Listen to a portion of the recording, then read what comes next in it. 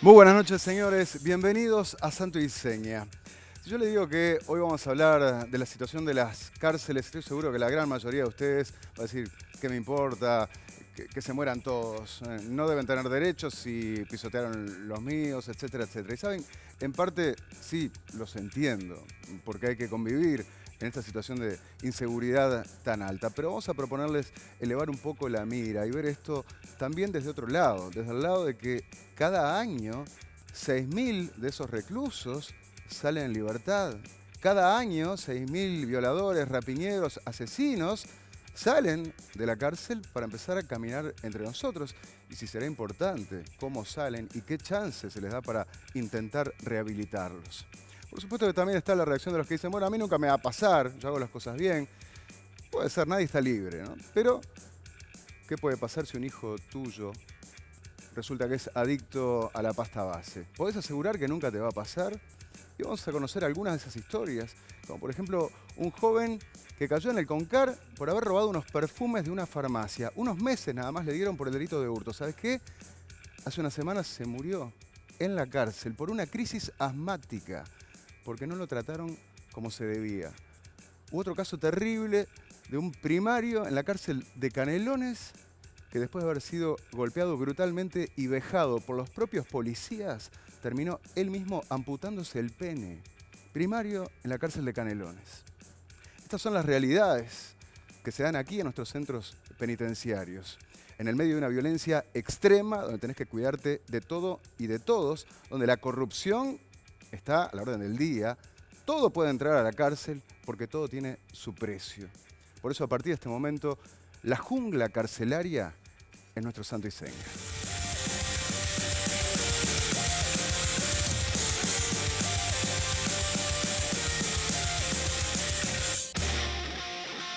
Muy buenas noches a todos, en vivo, como siempre, de los estudios de Canal 4, a las 22:35. Alejandro Bicho Amaral, ¿qué tal? ¿Cómo estás? ¿Qué tal? Muy buenas noches para todos. ¿Estás vivo? Que ya no es poca cosa Sí, después del informe de Sartori. después de tanta cosa. Fernanda Cosaques, ¿qué tal? ¿Cómo ¿Qué te tal? va? Buenas noches. Una gran repercusión tuvo el Sí. informe pasado, lo saben, picos de rating récord en la historia del programa, la cantidad de personas que lo vio. No llegó ninguna carta de Sartori, no recibimos ninguna queja, ninguna aclaración, no sé si te llegó algo, Nada. mucho menos una demanda, una denuncia ante la justicia por las cosas que dijimos acá. Y bueno, y eso lisa y llanamente porque era información pura y dura, chequeada profesionalmente, una investigación muy sólida que estuvimos haciendo con el bicho desde mucho tiempo antes. Y bueno, hay cosas que nadie puede negar, ni siquiera Sartori. Nadie puede negar que él fue el responsable de hundir a UAG, por ejemplo. Esa empresa agropecuaria tenía la mayor cantidad de hectáreas del país aquí en Uruguay. Nadie puede negar que los accionistas de UAG lo echaron, entre otros acusándolo de corrupto por hacer sus negocios paralelos a expensas del interés de ellos. Nadie puede negar que agarró el negocio de la marihuana, como le dio un gobierno de Frente Amplio, ¿no? Uno de cuyos jerarcas, como Diego Canepa, terminó como gerente en una de las empresas de Juan Sartori. Nadie puede negar que usa su billetera como nunca en la historia política del país. Y bueno, y también que hay entrevistas que prefiere no dar, claro, ¿no? Pero todo el periodismo siguió aportando después del informe. Un ejemplo de ello es que al día siguiente el diario El Observador informó sobre 2 asesores extranjeros Uy, sí. vinculados a la campaña de este millonario empresario, y uno de ellos se lo conoce como el mago de la propaganda negra. Sí, es un venezolano, se llama Juan José Rendón, este venezolano que asesoró a varios candidatos en distintas campañas en América. Esto es divino. El hombre es experto, vos dijiste que, ¿cómo lo llaman? El mago de la propaganda De la negra. propaganda negra. Es experto en rumorología. ¿Qué es la rumorología? Si te digo rumorología, ¿qué te imaginas? Imagínatelo. Sí, chimentos, pero medio místicos. Tirar rumores y bueno, que corran, La ¿no? ciencia de tirar... La ciencia, el arte de tirar rumores y bueno, y Bueno. después que prendan. Precisamente se lo cataloga como un experto en destruir la reputación de los oponentes de quien él asesora. Y el otro asesor es un panameño, se llama Abidel Villarreal. Pero bueno, el que tiene los antecedentes un poco más oscuros es este venezolano Rendón. Sí, a ver, hicieron yunta también en Sí. algunas campañas. O sea, ambos dos, como dijera algún candidato bastante conocido. Está mal dicho, aviso por las dudas. A ver, esto de los asesores, ¿no?, que juegan sucio, confirmado por el diario El Observador, con 4 fuentes distintas, cierra con lo que informamos la semana pasada, lo hablamos contigo, Fernanda, ¿no? Sobre esos mensajes de WhatsApp. Tenemos ahí algunas de las caricaturas que, por ejemplo, atacaban a la calle Pou, que le llamaban pompita de jabón, ahí hablando con la calle Padre. Y bueno, la pregunta que nos hacíamos era quién podía estar detrás de esas burlas a la calle Pou. En rigor hay que decir que no lo sabemos, pero no es difícil imaginar que sea el mago negro, este asesor de Sartori, ¿no? Que esté tirando y viralizando esas historietas. Y yo me pregunto, ¿no? ¿Se puede caer tan bajo? Sí, se puede. Bueno, no sé, es una pregunta que uno se hace, pero en la misma línea, estos días empezó a circular un video. Sí, un video que se difunde como si fuera del prestigioso Los Angeles Times, un periódico de Estados Unidos, pero que en realidad es una verdadera truchada, vamos a decir la verdad. Y digan ustedes a quién les parece que están llamando a votar a partir de ver este video. Véanlo. Este 2019, los uruguayos acuden a las urnas para elegir presidente de la República. En las últimas 3 elecciones, Uruguay le ha dado su voto de confianza a la izquierda, representada por el Frente Amplio. Pero esta historia parece llegar a su fin, luego de 15 años de políticas que dejan como herencia un país sumido en el desempleo y la inseguridad. La gente expresa de diversas maneras su deseo de cambiar las cosas, pero los partidos de oposición parecen no entender el mensaje de los electores. Partidos como el Colorado y el Nacional, este último con la mayor posibilidad de disputarle a la izquierda el poder, postulan en sus elecciones internas a las mismas caras y los mismos apellidos de siempre. Personajes que solo han trabajado en la política, que nunca han trabajado en alguna empresa, hijos de expresidentes o incluso expresidentes, como si los cargos solo se repartieran entre un mismo grupo toda la vida. Son los políticos de siempre, con sus propuestas de siempre, para un país que en lugar de recortes presupuestales demanda mayores puestos de trabajo para su gente. El gobierno uruguayo, en manos del izquierdista Frente Amplio, sabe que una oposición que no entiende la realidad es su mejor oportunidad para llegar a un 4º periodo de gobierno. De modo que los uruguayos solo tienen una oportunidad para cambiar. Elegir bien este 30 de junio a quienes serán candidatos de los partidos en la elección de octubre. Y la opción es clara: los mismos de siempre o propuestas nuevas para el futuro del país. Y pone Los Angeles Times, que obviamente Los Angeles Times no tiene ni idea de las elecciones en Uruguay, mucho menos de este video invocándolo. Otro ejemplo de campaña sucia, ¿no? Faltaba nombrarlo al final, ¿no? Dice, bueno, lo va a nombrar. Capaz que está hablando, yo que sé, alguien que no tenga experiencia política, candidato nuevo, capaz está hablando de Salle, capaz que fue Manini Ríos el que hizo este video, yo que sé, no sé, se te puede ocurrir. Bueno, es una truchada, es una verdadera truchada, y es como aquella adivinanza de que es marrón, tiene melena y ruge. Y creo que es más fácil adivinar que se refiere a Juan Sartori que la otra adivinanza. ¿Será él? ¿Se puede pensar, digo yo, que Juan Sartori sea tan burdo y caiga tan bajo? Sí, se puede. No sé, yo la verdad no me animo a afirmarlo, pero esto sin mencionar los golpes bajos de asociar a la calle Pou con el padre y lo de la motosierra, ni que hablar, ¿no? Porque tiene que ver el padre con el hijo, bueno, y también es parte del ensuciar la campaña. Y bueno, y alguno dirá, pero se la siguen agarrando con Sartori, o sea, ¿cómo saben que los mandó él? Bueno, sí, no se sabe, pero es 1 más 1, es cosas en contra de sus oponentes y flores para él. Y sí, ¿no? Es decir, ¿quién puede pergeñar algo así? Sí. Vos decís, 1 más 1 son 2 también. Yo te diría 1 más 1 más 1 son 3. Porque aparte de esto que estamos viendo, pegándole a la calle Pou, que es el que tiene que contarle 20 puntos, quedando bien parado el nuevo de la política, Los Angeles Times, ¿no? Que obviamente es Sartori. Hoy empezó a circular otro video que vamos a compartir, donde nos atacan a nosotros.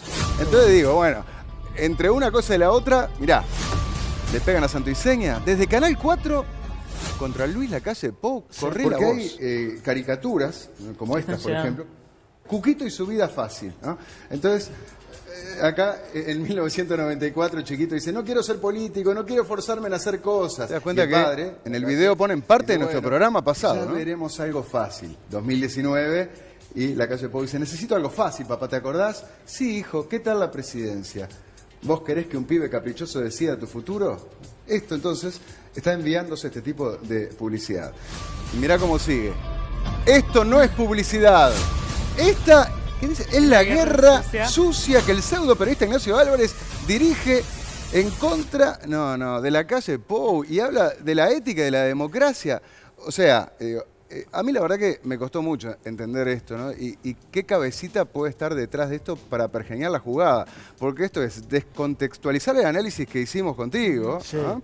Donde claramente se estaba atacando a la calle Pou y ponernos a nosotros como si fuéramos los responsables atacantes. de ensuciar a la calle Pou.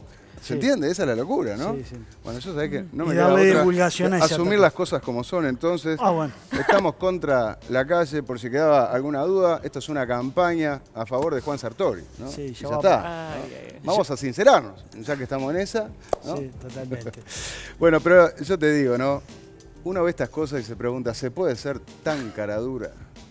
Sí se puede. Y sí, se puede, claro que se puede, ¿no? Embarrando la cancha, Bueno, ¿verdad? claramente están tratando de embarrar la cancha y esta mañana el senador Álvaro Delgado del lacayismo salió a aclarar en Twitter Sí. que obviamente el video no es de la lista 404. Tenemos a la el tweet, que él ahí está, ¿no? pertenece. Ahí, ¿no? Donde Le dice, puse está circulando un fake. video falso que involucra a Luis Lacalle Pou, a Canal 4, el periodista Ignacio Álvarez y a nuestra lista Aire Fresco. Nada más alejado de la realidad, por supuesto, no es de nuestra autoría.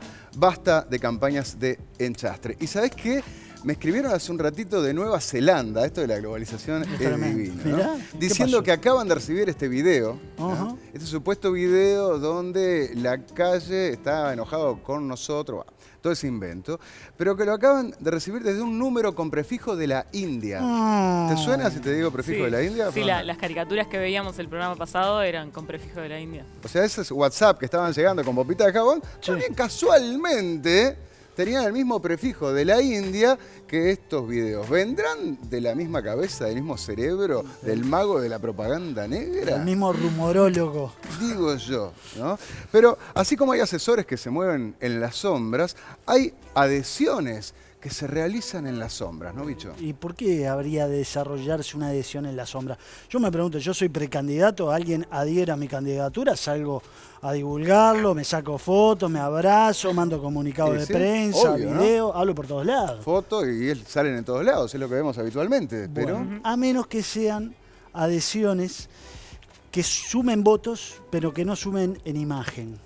A ver... Y eso podría pasar, pueden restar en imagen, y eso podría pasar en la actualidad con determinados pastores evangelistas. Si me decís pastores evangélicos, bueno, todos recordamos el reciente pase cuando Verónica Alonso se bajó de su precandidatura en el Partido Nacional para pasar a apoyar a Juan Sartori, como estamos viendo allí en imágenes. Y eso supuso que detrás de Verónica Alonso está el pastor, el diputado Álvaro Dastube, que recordemos que es yerno del pastor Márquez, el líder de la iglesia Misión Vida, ¿verdad? Sí, y es uno de los líderes de Veraca. Bueno, te cuento que el domingo hubo una reunión en la sede de la iglesia Misión Carismática Internacional, que queda en la esquina de Juanico y Comercio. Esa iglesia es liderada a nivel internacional por un colombiano que se llama César Castellano y su esposa, Claudia Rodríguez de Castellano, es senadora en Colombia. Ajá. Ellos estuvieron acá en Uruguay y ese domingo lo que se planteó fue un respaldo a la referente, a la pastora en Uruguay de esa iglesia. Se llama Ana Figueroa, esposa del pastor Marcelo, porque ella tiene la intención de postularse al Parlamento. ¿Ah, sí? Sí, la vemos acá en la foto. Tenemos la imagen de ella. Ahí. Sí. La morocha es Ana, la morocha alta, y la senadora colombiana es la rubia más baja. Ajá. La reunión fue precisamente lo que decías, para anunciar que la pastora Ana Figueroa se va a postular como candidata al Parlamento. Y te cuento que en primera fila de esa reunión, según las fuentes de información, fuentes de esa iglesia, que nos confirmaron que estaba ese domingo Álvaro Dastube y Verónica Alonso estaban en esa reunión. Y sí. O sea que entonces esta pastora va a acompañar a Sartori, ¿no? Efectivamente, pero no solo ella. El lunes, al día siguiente, en la misma iglesia, a las 3 de la tarde, hubo una reunión en que fueron convocados 400 pastores evangélicos de distintas iglesias, excluyendo a la Iglesia Universal del Reino de Dios. Porque eso apoyan a Antía, ¿no? Ellos están apoyando a Antía, para escuchar al precandidato nacionalista Juan Sartori. Es la información que nos dieron desde ahí adentro y esa reunión no se divulgó. Qué lindo todo. Bueno, sumando apoyos. Pero tenemos más noticias para este boletín porque ¿se puede creer que se descubrieron otras mentiras de Juan Sartori? Sí se puede. Otras. ¿Y de qué estamos hablando? A ver, el jueves pasado, el semanario Búsqueda publicó que Sartori decía que se había graduado en la prestigiosa Universidad de Harvard cuando no era así. De hecho, hubo gran repercusión mediática. Los medios se hicieron eco de esa información dada por el semanario Búsqueda. ¿Qué pasa? Figuraba en documentos de UAG, ¿no?, como graduado de Harvard, hasta que le dieron la captura, porque para cotizar en Wall Street te hacen una investigación de aquellas, ¿no? Sí. Y allí, bueno, tuvo que aclarar que en realidad no, él había estudiado un año de intercambio estudiantil, es lo que había hecho. Visitante, estudiante visitante. Claro, y de hecho, a Búsqueda, Mark Cautela, ¿no?, vocero de la institución, dijo: ser un estudiante visitante no te hace un graduado. No. Vos fuiste unos meses, pero no te graduaste en Harvard, en la Escuela de Negocios. Ahora, hablando de títulos truchos, les decía que teníamos otra información, nos enteramos de una perlita más que involucra a alguien muy cercano a Juan Sartori. Sí, se trata de Pablo Viana, el jefe de campaña de Sartori, que vimos que en una nota del País se presenta como abogado y escribano. Sí, señor. Sí. Bueno, vos lo entrevistaste, en intento de entrevista. Lo conversé. Sí, te hablaban dos y uno de ellos era Viana, ahí lo estamos viendo en imagen, es uruguayo, ¿ah? Sí. Es el jefe de campaña de Sartori, está al frente del call center, ¿no? Y toda esa estrategia. Bueno, me decís, en la nota del diario El País, lo veíamos ya recién, aparece destacado como abogado. Sí, y le pregunté a la periodista que la escribió, me dijo que sí, que él le dijo a ella que era abogado y escribano. Y también encontramos un mail de hace un tiempo donde también se presentaba como doctor. ¿Tenemos ese mail? Tenemos ese mail, el final de ese mail.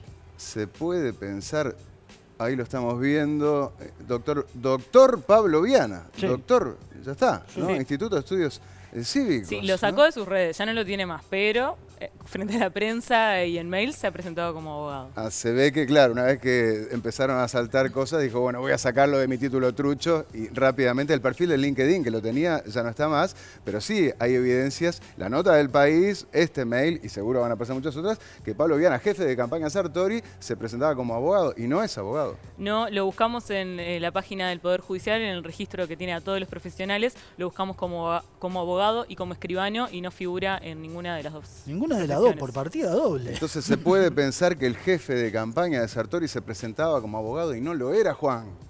Sí se puede. Bueno, se podrá pensar. En fin, Pablo Viana capaz que no quiera alguna explicación después, ¿no? Sí, a mí no me atendió. ¿Nunca te contestó? No. Bueno, muy lindo todo, como dice un amigo, porque todo se sabe, ¿vieron? Pero ahora les quiero decir algo bueno. En Movistar saben que no hay dos personas iguales. Por eso, con los planes gigantes full, tenés incluido Movistar Play Premium, con 40 canales en vivo para que mires lo que más te gusta. Si sos cliente, bajate la app Mi Movistar y mejorá tu plan, porque tu celular es como vos y en Movistar hacen todo pensando en vos. Y ahora sí, recibiendo los mensajes a través de nuestro Movistar, nos metemos de lleno en el tema de hoy, en el duro tema de hoy, donde yo arrancaba el programa diciendo, a ver, hay opiniones previsibles, yo no tengo ni que abrir el Twitter para saber lo que la mayoría va a estar diciendo, y hay un ejemplo como el de Diego, que escribe, dice, déjate de joder, sé muy bien lo mal que viven en las cárceles, ¿no? Y me chupa un huevo recuperarlos. Yo los tiro a una isla y un contenedor de comida al mes, que vivan de lo que puedan. Victimizarlos no nos empatiza con su situación. Una opinión seguramente más que extendida entre muchos uruguayos, ¿no? Y otra opinión también, que cabe, que es la de Nil, que nos escribió y dice, lo peor de todo es que en algún momento los que están en reclusión van a salir libres. No creo que las condiciones que cumplen su condena salgan redimidos o en condiciones de reinsertarse en la sociedad. Al contrario, como indican los índices de reincidencia en el delito, son altos en Uruguay. Un problema sin solución a corto plazo. Sin duda que es un problema sin solución a corto plazo. Sin duda que lo que dice Nil es una gran verdad. Y por todo eso es que nos adentramos en la jungla carcelaria, porque todo se sabe.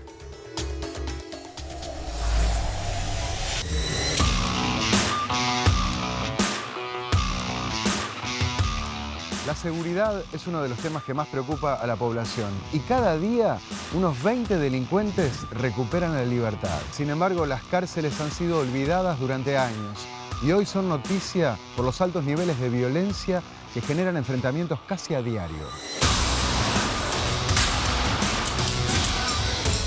Me decías que acabas de salir en este momento. Salgo de liberado. ¿Cuánto tiempo? 5 años y 4 meses, por rápido.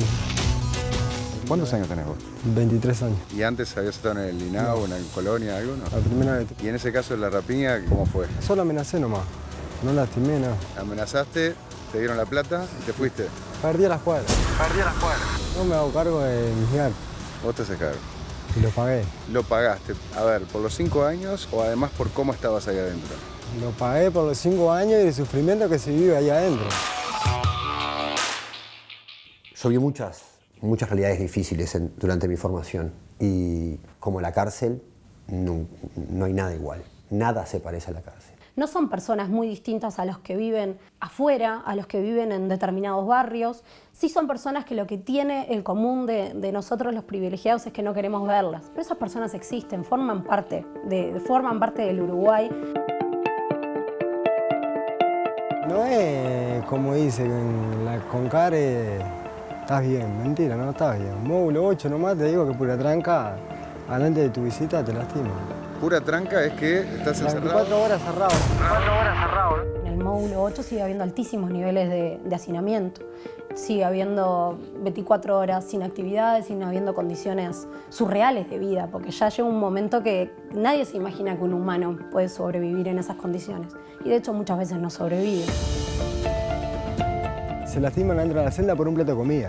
No entra la comida suficiente. Hay 502 personas atravesadas por la violencia estructural severa. Que se cosen la boca por una huelga de hambre. El policía fue a las 2 de la mañana a la celda que le recibe con la cabeza al otro dentro de un balde y comiéndose una parte que la estaba haciendo frita sobre un calentador carcelero. Eso no debe ser fácil. Sin luz directa, sin ventilación. No tenemos agua. Con ratas por todos lados, comiendo comida que ni nuestras mascotas comen esas comidas. Éramos 7 dentro de una celda para 3. Hay 294 personas que no tienen cama. Cuando llueve se inundan, el agua queda en prácticamente todo el piso de la celda. 3 camas, y muchas veces hay 3, 4, 5 presos o más dentro de una celda y bueno, durmiendo en el piso, por supuesto. Y dentro de ese módulo están las prisiones preventivas. Muchas de esas personas, ante la ley, aún son inocentes, están procesadas pero no están condenadas. No podemos tener incluso a personas que por primera vez en el sistema están en ese lugar. Módulo 8 ya no daban ni patio. Módulo 10 no daban patio cuando era módulo abierto. Yo ahora me salgo liberado del módulo 10. Son módulos a los que se le da muy, pero muy poca chance de salir a flote. Las ratas sí entran por la ventana, entran por los desagües. Desaguaban todo lo que son los desechos contra la ventana a veces y los desechos de materia y orina y todo caían contra la ventana y bueno, hasta se metían para adentro. ¿Comías el rancho? Y es lo que hay para comer. No, porque a veces te trae la familia. Todos no tenemos visita. ¿Vos no tenías? Yo no tenía visita. ¿Y que tu familia no te venía a ver? Mi familia llena cada tanto, una vez por mes. Grasa de chancho con agua de polenta. Hay comida con gusanos, hay comida con jarudos. Se han encontrado colas de rata. Muchas moscas. Esto es carne que ya está abierta. ¿Vio? Y está ahí. Así se guarda todo, al lado de los zapatos, herramientas, veneno. Entre los presos se administran la comida y si no pagas la cuota que tenés que pagar, no comen. Y se tiene que extender la comida porque no dan un sector. Se lleva, se mete 2, 3 baldes de aguas más, se revuelve. No es que se completa con más polenta. La mayoría de las veces viene agria, muy poca la cantidad de comida que se da tanto a los funcionarios como a las PPL. Los presos pasan hambre. Pasan hambre. Y los propios presos del CONCAR denuncian un negocio muy común que hacen los funcionarios con la comida que llega para los reclusos. El preso que no tiene una familia que lo viene a visitar o algo así, tiene que comprarle comida a la propia policía que te la vende separada. Te la cambia o por cajillas de cigarrillo o por plata en efectivo. Hace figurar un camión con, qué sé yo, 6 meses de red, estamos hablando de aproximadamente unos 3.000 kilos de carne, por tirarte un número. Sin embargo, hacen que figuren 4. Las otras 2 no entran, quedan en el camión, se negocian, se venden. Vieron faltantes de cosas por parte de personas identificadas y que eso hasta hoy no ha surgido novedad alguna. Tanto en el CONCAR como en el Penal de Libertad y en la cárcel de Canelones, la violencia es cosa de todos los días.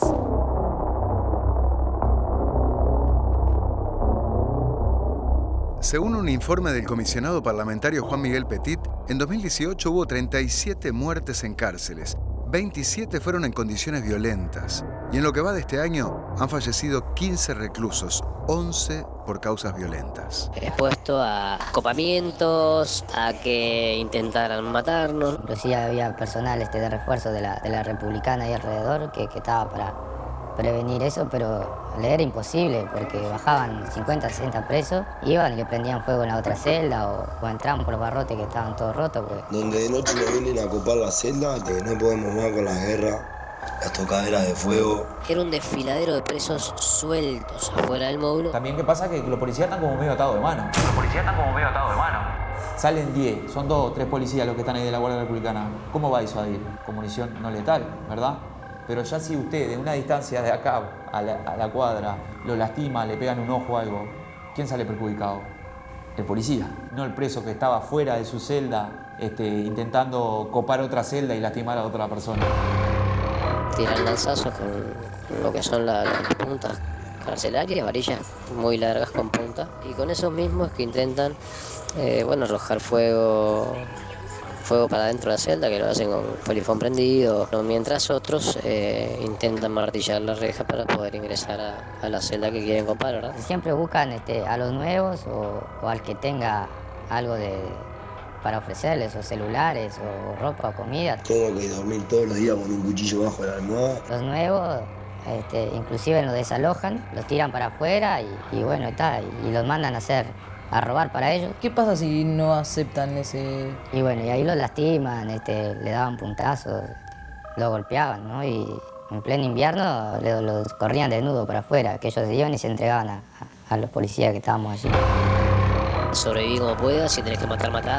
Sobreviví como puedas, si tenés que matar, matá. Por un lado, el Estado encarcela, pero al mismo tiempo somete a condiciones que son inhumanas y que terminan siendo un refuerzo de todos los mecanismos de crimen, porque termina siendo una experiencia absolutamente negativa para el individuo, porque además los grupos se nutren y se fortalecen y se sienten impunes, pueden delinquir adentro de la cárcel, pueden desde la cárcel ordenar el delito y delinquir afuera. Es muy violento el sistema con las PPL y con los funcionarios adentro. Hoy las cárceles uruguayas son las más violentas de toda Sudamérica. Es un campo de batalla. Lo más jodido que he estado acá es cómo te trata la policía. No te trata como un ser humano. A mí, sinceramente, ojo, todo tiene su motivo, ¿no? Estamos en una cárcel y si a mí me vienen a lastimar, yo me voy a defender. La policía, a través de eso, es cuando... ¿Pero a vos te trataron de lastimar? A mí me mandamos al hospital. ¿Quién? Policía y preso. Hablando de violencia policial, en septiembre de 2017, en la cárcel de Canelones, un recluso fue golpeado y vejado por la propia policía. Cuando lo vi, no podía creer, le dolía la costilla, le dolía el brazo derecho que lo tenía tipo arrollado, le costaba respirar. Le pregunté qué le había pasado, que por qué estaba así, y él me dijo que cuando le trasladaban de Canelones al penal, que le habían pegado. La policía le pegó. Ese mismo día, el recluso fue trasladado al penal de Libertad, donde ocurriría lo impensado. Y el faquinero me dijo: señora, su marido se cortó las partes íntimas. Sentí gritos, me arrimé al sapo, estaba bañado en sangre. Yo me quería morir. Tanta violencia hacia él mismo, no entendía nada. ¿Qué te pasó? ¿Te pasó algo que no me dijiste? Y él lloraba y me decía que se había cortado para que lo saquen de ahí. Y recién meses después, el hombre le contó a su mujer por qué se había mutilado el pene. Un día, antes de venirme, me dijo que los psicólogos le iban a ayudar a decirme algo que él no se animaba. Que lo mataron a palo, me dijo. Lo subieron para arriba en una escalerita y uno de los policías lo iba judeando con el palo en el ano. Él llegó hasta ver tipo que como que un policía se iba a desprender el pantalón. Él se acuerda hasta ahí. Cuando él se despertó, él tenía la ropa baja y tenía sangre en el boxer. Los policías le dijeron que si él hablaba, que lo iban a encontrar donde él estuviera. Si tú comparás la tasa de homicidios en las cárceles uruguayas con respecto a las de Argentina, con respecto a las de Paraguay, con respecto a las de Colombia, la cantidad de homicidios acá es mucho más alta. Apuñalaron a un preso adelante de los niños, de visita y de todo. Salió corriendo del salón de visita hacia la enfermería y le salían sangre por el oído, por la nariz, vomitaba sangre, estaba todo reventado por dentro, apuñalada. Y llegó a la enfermería y allí murió.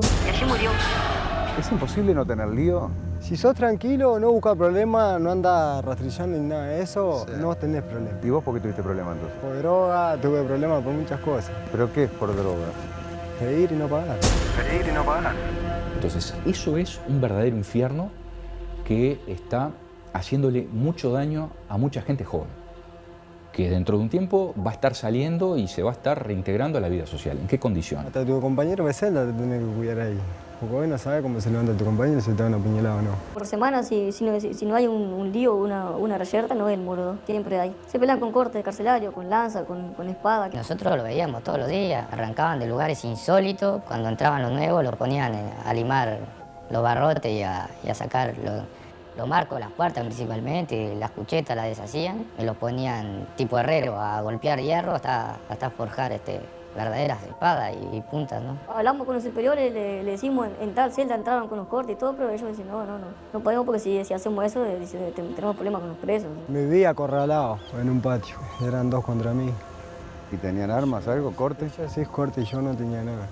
¿Y? Y pude salvar. ¿Cómo? Lo único que me hicieron fue la cicatriz que tengo en la cabeza. ¿Saliste corriendo? No. De otro sector me tiraron los cuchillos para pelear. Una de las principales causas que se pelean por el tema de droga, o también para quién toma ahí el mando. Yo te pido para mandar un mensaje, vos me prestas el teléfono, yo te lo como, comiste, y después hay que pelear. De eso. O sea, claro, yo te doy el teléfono, vos hablás, después me tenés que pagar. No, te lo como, no te lo devuelvo más. Ah, ¿te lo quedás? Después ahí sí hay que pelear. De eso se trata las peleas de gante. ¿Hiciste eso de quedarte con el celular de otro? Tuve miles de veces. ¿Y alguien te puede decir, boludo, ¿para qué te quedás con el celular de otro? No tengo para comprarme un teléfono, no tengo para llamar a mi familia. ¿Y no existe que te lo preste, hago la llamada? Son pocos, son compañeros y pocos, y contamos con las manos. La voz de alto, el disparo de advertencia y después sí el disparo directo del cuerpo, con balas de goma. Pero hay veces que ellos andan enchalecados, hacen chalecos caseros con balde, cosas así, y a veces es imposible pararlo. Pelea tuve bastante, 18 peleas en 5 años. ¿Y te tocó salir lastimado? ¿Todos estos cortes desde cuándo Esto me lo hice acá adentro. De la calle vine limpito. ¿Y te los haces para qué? ¿Para ir a enfermería? Para ir a enfermería y por problemas familiares. ¿Por qué por problemas familiares? Problemas familiares, no puedo venir mi familia una vez cada 1000 años, me desahogo cortándome.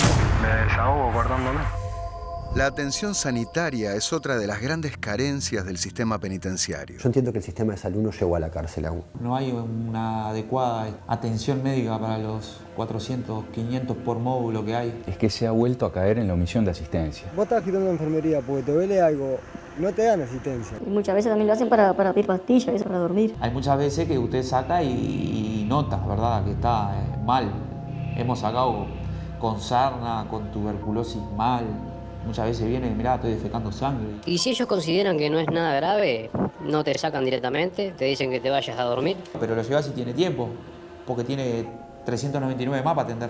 Es el ejemplo claro que se me viene a la mente ahora de la persona que tuvo un contacto de riesgo de VIH y fue la dirección que tomó la decisión de que no se le brindara la medicación. El 1 de abril se hizo viral un video que mostraba a Ricardo, un hombre de 57 años, agonizando en el módulo 8 del CONCAR mientras sus compañeros pedían asistencia. Así como no tienen la preventiva en el módulo 8, este hombre está mal. Un hombre con altísimos niveles de riesgo cardiovascular, con otras enfermedades asociadas. Y lo raro hubiera sido que esa no fuera el corolario. Ahora, ahí hubo omisiones. ¿Qué pasó? El hombre se murió. Eso no puede pasar en el siglo XXI en un país de desarrollo alto como es el Uruguay. Porque la vulneración de esa dignidad humana, por supuesto, golpea primero a aquel que la sufre, pero nos golpea a todos. Es una vergüenza para todos. La pena, en sentido estricto, en estos casos es la privación de la libertad ambulatoria. Pero respecto a los demás derechos, y entre ellos obviamente que está incluido la salud, la educación, etcétera, etcétera, etcétera, esos derechos no solamente que no deben ser vulnerados, sino que el Estado, desde el momento que lo priva de la libertad ambulatoria, se transforma en garante en el goce de esos derechos. Y esas son las cosas que, cuando las personas están privadas de libertad, excede la sanción penal, porque son sancionadas por todo el tiempo. No solamente por las conductas que cometieron, que obviamente tienen que cumplir la pena, sino que además hay un sistema que recae, que genera altísimos niveles de violencia, que genera también el rechazo y que genera también que después las personas, ¿qué querés? ¿Que la persona no sea violenta? ¿Querés que quiera la sociedad? Santiago Vázquez con CONCAR no te rehabilita, salís peor. Yo antes pensaba que salir con tremendo odio hacer mucho daño en la calle. Salir y hacer mucho daño. Tenía mucha bronca guardada. Bronca. Para nosotros es normal eso. Ya estás acostumbrado. Te acostumbras. Normal hasta cierto punto, porque después eso nos genera muchas complicaciones, pasamos a ser personas frías, ¿verdad? Y eso, ¿dónde lo derivamos? Hacia nuestra casa. Por eso tenemos tanto policía con depresión. En la jungla carcelaria, los nuevos tienen que pagar derecho de piso y los que mandan son los brazos gordos, que a su vez tienen a sus perros. Cada módulo tiene su brazo gordo, que decimos nosotros, que inclusive que a veces para no llegar a enfrentarnos se dialoga con ellos. Se quedan en el comedor o patio usufructuando teléfono más tiempo, reciben más postre, más comida en las bandejas. Tienen preferencia porque un estafador quizás allí o uno que está por narco tiene la prioridad de comer un asado el fin de semana dentro de la cárcel. El que brazo gordo es el traficante y tiene sus perros, por eso que son perros. Le hacen limpiar a otras pepeles. Recién llegué al Concar, estoy lavando la ropa para los porongas de la TRE. De los chingas. De los chingas. Y lo hace distribuir drogas en todos lados. Y también lo hacen como seguridad. Si uno le debe a ese traficante, manda a los perros para que lo maten. Tienen frigobar, tienen ventilador, tienen aire acondicionado, tienen TV plasma, tienen Champions Night de 5.000 pesos, tienen 6, 7 pares ahí amontonados. Hoy el brazo gordo es el líder de un grupo criminal que extorsiona, que manda pegar, manda violar. Yo soy brazo gordo y veo que ese está muy bien, me lo voy a traer conmigo, ¿no? Va a tener cabida, como se le dice en mi celda, porque tiene buen paquete. Y sé que no me va a faltar la comida, no me va a faltar un par de championes, no me va a faltar una Coca-Cola. Los brazos gordos deciden también hasta si un nuevo recluso puede entrar a su celda. Pero eso dice, yo aquí no tengo cabida, no entro. Y vos no puedes hacer nada. Y han quedado de 2 a 3 días, 4 o 5 presos afuera del módulo, engrilletados a la reja de la puerta del módulo. Lo más grave no se ve, que son las agresiones, las humillaciones que sufren generalmente los más débiles, que pueden ser los más jóvenes, los más inexperientes, los que tienen patologías psiquiátricas, los más vulnerables. Y esos terminan en manos de gente que actúa con mucha crueldad, no solo para descargar su frustración. Yo creo que hay algo mucho más grave, y es que reproducen una especie de lógica del terror, y a partir del terror buscan disciplinar. Las peores condiciones se dan en el módulo 8 del CONCAR, y fue por eso que el comisionado parlamentario presentó un recurso ante la justicia que la semana pasada ordenó desalojar los sectores más comprometidos. De todas formas, Petit no deja de reconocer ciertos avances que se han dado en los últimos años. Yo creo que en la reforma penitenciaria empezada en 2010 ha habido varias cosas muy buenas. Una de ellas ha sido establecer pautas claras de defensa de la legalidad, no a los malos tratos, y la lucha contra la corrupción. Porque, sin embargo, entonces pasan hechos de ilegalidad o hechos violentos. Y eso nos lleva a la madre, creo yo, de todos los problemas. Es que adentro de esa cáscara formal, de esa estructura, lamentablemente tenemos un nivel de actividades bajísimo. No tenés patio, no se abre la puerta. Si no tenés visita, la puerta no se abre. Y cerrado en la celda. Celda con 13 de enero. La mayoría de esos reclusos sí pasan las 24 horas trancados. Tenemos desde algunas cárceles que tienen mejores condiciones de vida, intentan imitar la rutina más parecida a la afuera, asociada a estrategias de estudio y de trabajo. Y tenemos otras cárceles, como el modelo, por ejemplo, del CONCAR, del Penal de Libertad y de la cárcel de Canelones, que plantean otro modelo de encierro, un modelo de encierro total y absoluto. ¿Puede pasar que un privado de libertad no tenga patio en toda una semana? Sí, pasa, sí. Hay encierros desmedidos. Son muchas personas en condiciones que no deberían ser, donde el gran alivio sería el patio una vez por semana, con suerte. No hay acceso a trabajo, educación, a formación, a tratamiento de salud mental, tratamiento psicológico. Son realidades que hay que vencer, son realidades que hay que superar, porque Uruguay merece cosas mejores y puede hacer muchas cosas mejores que esa. Y ver si estamos a tiempo de que el encierro no siga deteriorando, porque esas personas no solo van a salir, sino que tienen un durante que no puede ser una tortura, porque ese durante va a condicionar para siempre. El que logra tener una comisión de faginero del piso, esa persona es la que se puede sentir súper dichosa de poder hacer algo en ese tipo de módulos, ¿verdad? Sin duda el sistema es violento. Ante la violencia del sistema, no hay otra forma que contestar con violencia, porque es muy difícil que vos tengas una afiliación social si no tenés ningún contacto, ningún vínculo saludable, no tenés ninguna actividad para realizar afuera. Y también tus vínculos afectivos también están deteriorados. Incluso en la nueva cárcel de Punta de Rieles, cárcel modelo, según el gobierno, las actividades son insuficientes. Si bien fue una cárcel pensada, modelo, para eso los cupos siempre son iguales como en el CONCAR, Canelones del Penal. Cupos limitados para estudiar, cupos limitados para trabajar. Hay como mucho ocio en esa cárcel. Si no hay actividades, si no tienen nada que hacer, no le podemos pedir a las personas que no seas violento, porque total, lo único que ves del mundo es a través de una pequeña ventanita y ves para el otro lado a otra persona que está en la misma situación que vos y que te está devolviendo lo mismo. Hay muchas PPLs que quieren cambiar esa realidad, pero ya al no tener cupo, quedan en la nada. Las cárceles más seguras son aquellas donde hay talleres, educación, circulación, una radio, publicaciones, biblioteca, actividad deportiva. Hay un vacío de actividad, hay un no hacer adentro de buena parte de las cárceles, de nuevo, no de todas, de muchas de ellas, y eso genera deshumanización, genera angustia. Cuanto más actividades existan, también menos consumo de drogas y menos consumo de psicofármacos. Hay un compañero privado de libertad que es integrante de Nada Crece a la Sombra, tallerista de rap y que ha acompañado mucho las discusiones que hemos dado, que es Federico González Canavesi, Kung Fu. Kung Fu, my life. Y él siempre dice algo muy interesante, que es que en la cárcel vos no sos católico, pero vas a la iglesia.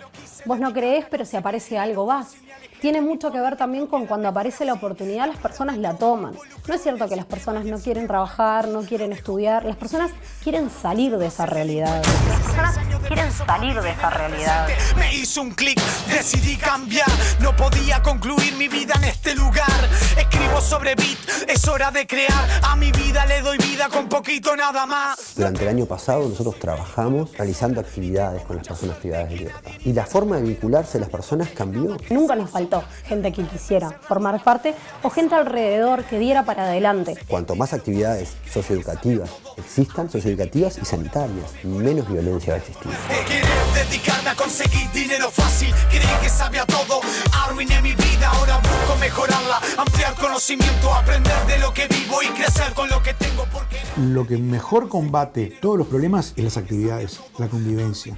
Eso requiere personal, eso requiere inversión, eso requiere una decisión institucional, una decisión política y antes que todo, lo que hablamos también, una decisión cultural, que la sociedad sienta y crea que tiene sentido invertir allí.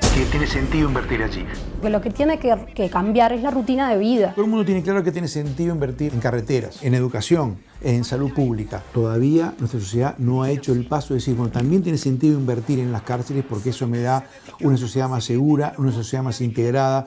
Voy a estar salvando vidas, voy a estar salvando gente del despeñadero. ¿De qué se trata cambiar la gestión penitenciaria? Y bueno, sin poner en riesgo la vida de nadie, que hoy sí está en riesgo en muchas de las cárceles de Uruguay, tenemos que tomar riesgos. Tenemos que pensar qué posibilidades tienen esas personas de tener otra rutina. ¿Salís así? ¿Qué no vas a hacer? me dieron nada, me dieron ni para los boletos me dieron. por querer dedicarme a conseguir dinero fácil, creí que sabía todo, arruiné mi vida, ahora busco mejorarla, ampliar conocimiento, aprender de lo que vivo y crecer con lo que tengo.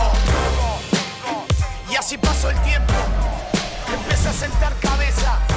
La primera parte del informe sobre la jungla carcelaria. Ven que el nombre para nada es exagerado, como dimos llamar este informe a cargo de Patricia Martín. Buenas noches. Hola, buenas noches. Ese chiquilín que salió libre hace unos días nada más, lo encontramos de casualidad. Estamos grabando unos copetes y dice, hola, recién salí. Y ahí nos pusimos a hablar y bueno, de esa forma, sin filtro, narró todo lo que ustedes escuchaban y lo que van a escuchar después. Pero vos hablaste con una cantidad de personas, ¿no? Sí, hablamos con más de 15 reclusos en varias cárceles del país y también con más de 20 funcionarios que por obvias razones hay muchos que no se animan a hablar.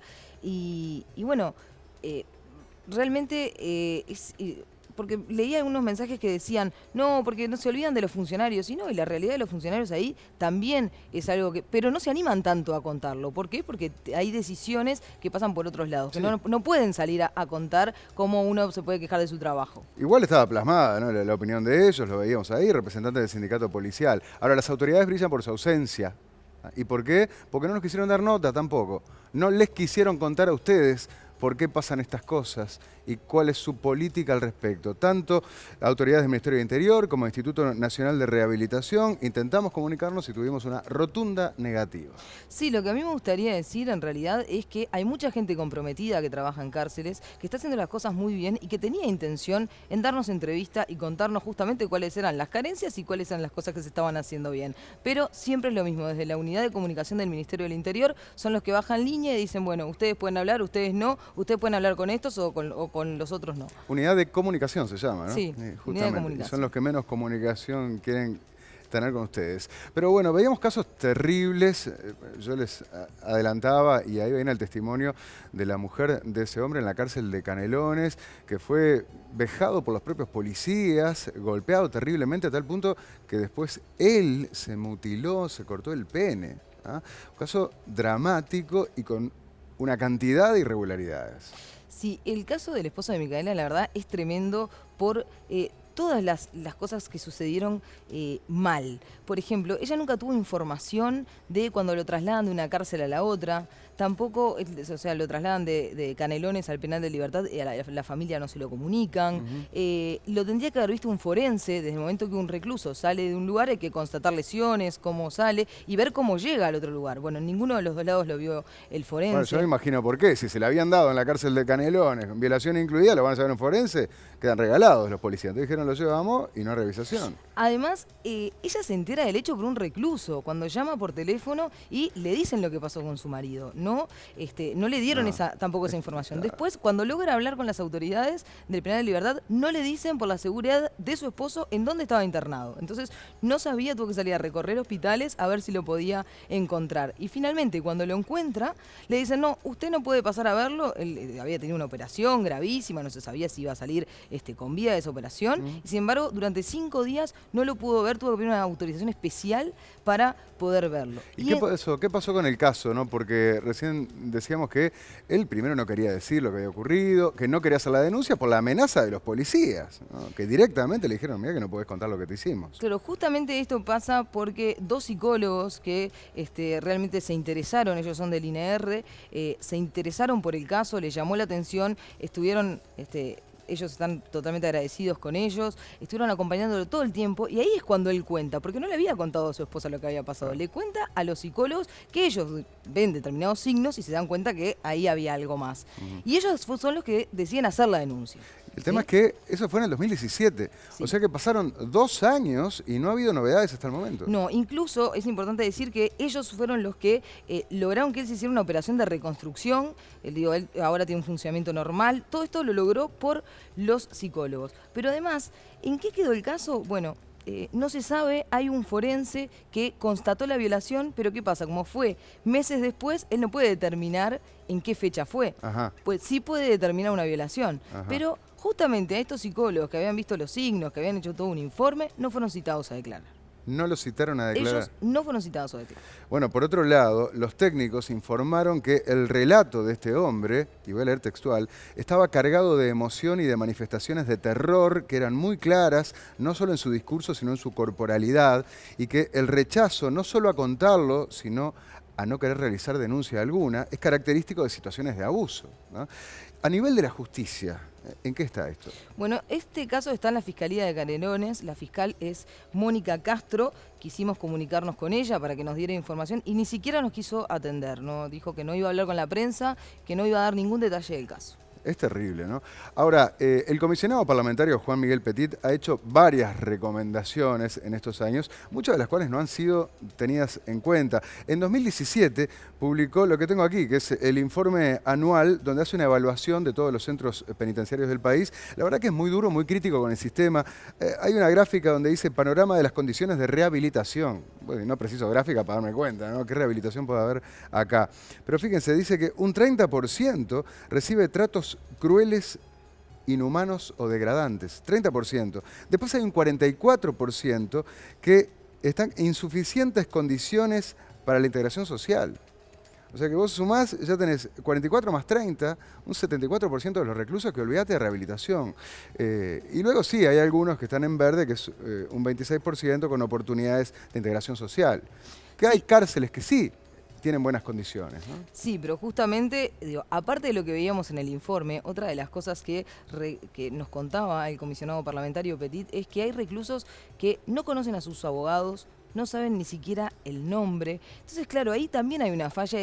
Otra recomendación que dio es, bueno, las defensorías deberían de trabajar un poco más con este tema y sin embargo esto no sucede. También entiende que hay una falta de recursos humanos y logísticos de parte de la justicia, ¿no? Bueno, sí, hay un dato. En el CONCAR hay una sola asistente social para 4.000 reclusos. Sí, con niños, con familias, con hijos que van a las visitas, que se enfrentan a todo esto diariamente también, ¿no? Todos recordamos que esta es una historia que se arrastra de hace años. Yo me acuerdo cuando vino Manfred Novak, un relator de Naciones Unidas, para analizar la situación de las cárceles uruguayas y denunciaba las dramáticas condiciones de los centros penitenciarios. Y eso sigue ocurriendo, ¿no? Año tras año.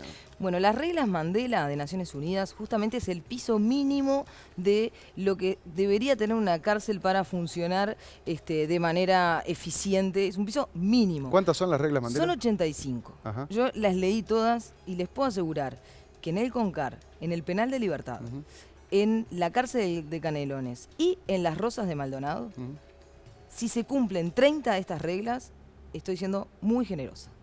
Seguro. Muy generoso. Vamos a seguir profundizando con la realidad de las cárceles, pero ahora me voy con el bicho Amaral, porque este tema, el informe del comisionado parlamentario, las recomendaciones de él y sobre todo algunas acciones que emprendió ante la justicia han generado un cortocircuito político, nada más y nada menos que con el ministro del Interior, con Eduardo Bonomi, ¿no? ¿Cuándo no? Por este recurso de habeas corpus presentado para cerrar 2 sectores del módulo 8 del CONCAR. Que es el peor, claro. Que la justicia le dio la razón el pasado 15 de mayo y le dio 2 semanas al Ministerio del Interior para cumplir con esa sentencia. A ver, solo 2 sectores en que hay 140 reclusos. En uno de ellos hay 28 reclusos que no tienen colchones.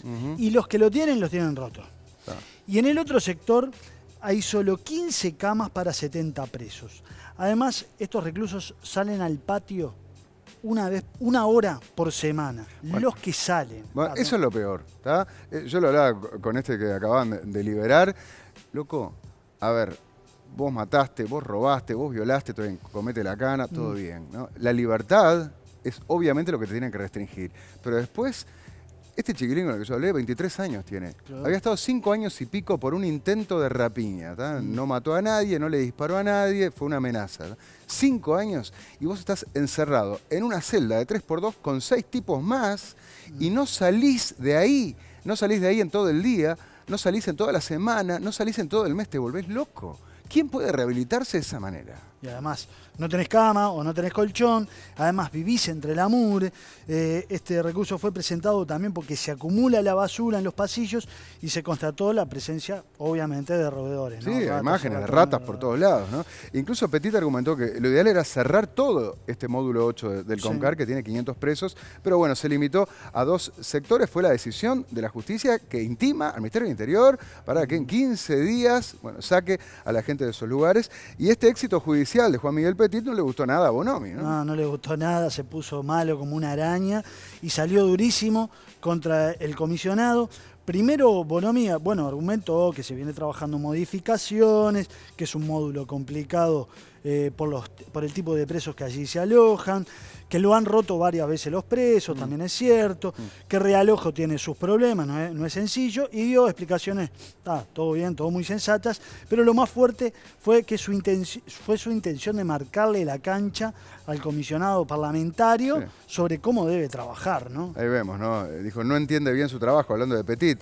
La frase fue, el comisionado tiene que actuar más como comisionado y no detonar en la prensa lo que está pasando.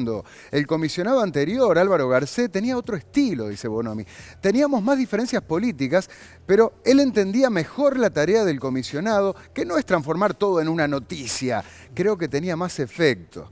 Pero bueno, Petit salió a responder, ¿no? Sí, básicamente en un comunicado que divulgó Petit ayer, estableció que viene haciéndole planteos desde el año 2016 a Bonomi, no es que de un día para el otro salió a dar una noticia, que los reiteró en octubre de 2018 y en febrero de 2019 y que no tuvo ninguna respuesta. Es más, dijo que si Bonomi, que Le le dijo dijo a Bonomi, Bonomi. perdón, que si no hubiera presentado el recurso, él mismo debería haber sido observado como comisionado parlamentario por el Parlamento por no cumplir con sus deberes. Bonomi dice, vos me estás quemando en público, vas a la justicia y me obligan a sacar a esta gente de acá. Y Petit le dice, loco, es mi laburo. Estoy cobrando un sueldo para velar por los derechos de los presos, y si acá no pasa nada y tengo que ir a la justicia. Es más, dijo el comisionado, ante la permanencia de su situación irregular, la flagrancia de vulneraciones de derechos, era nuestro deber accionar el mecanismo del habeas corpus como último recurso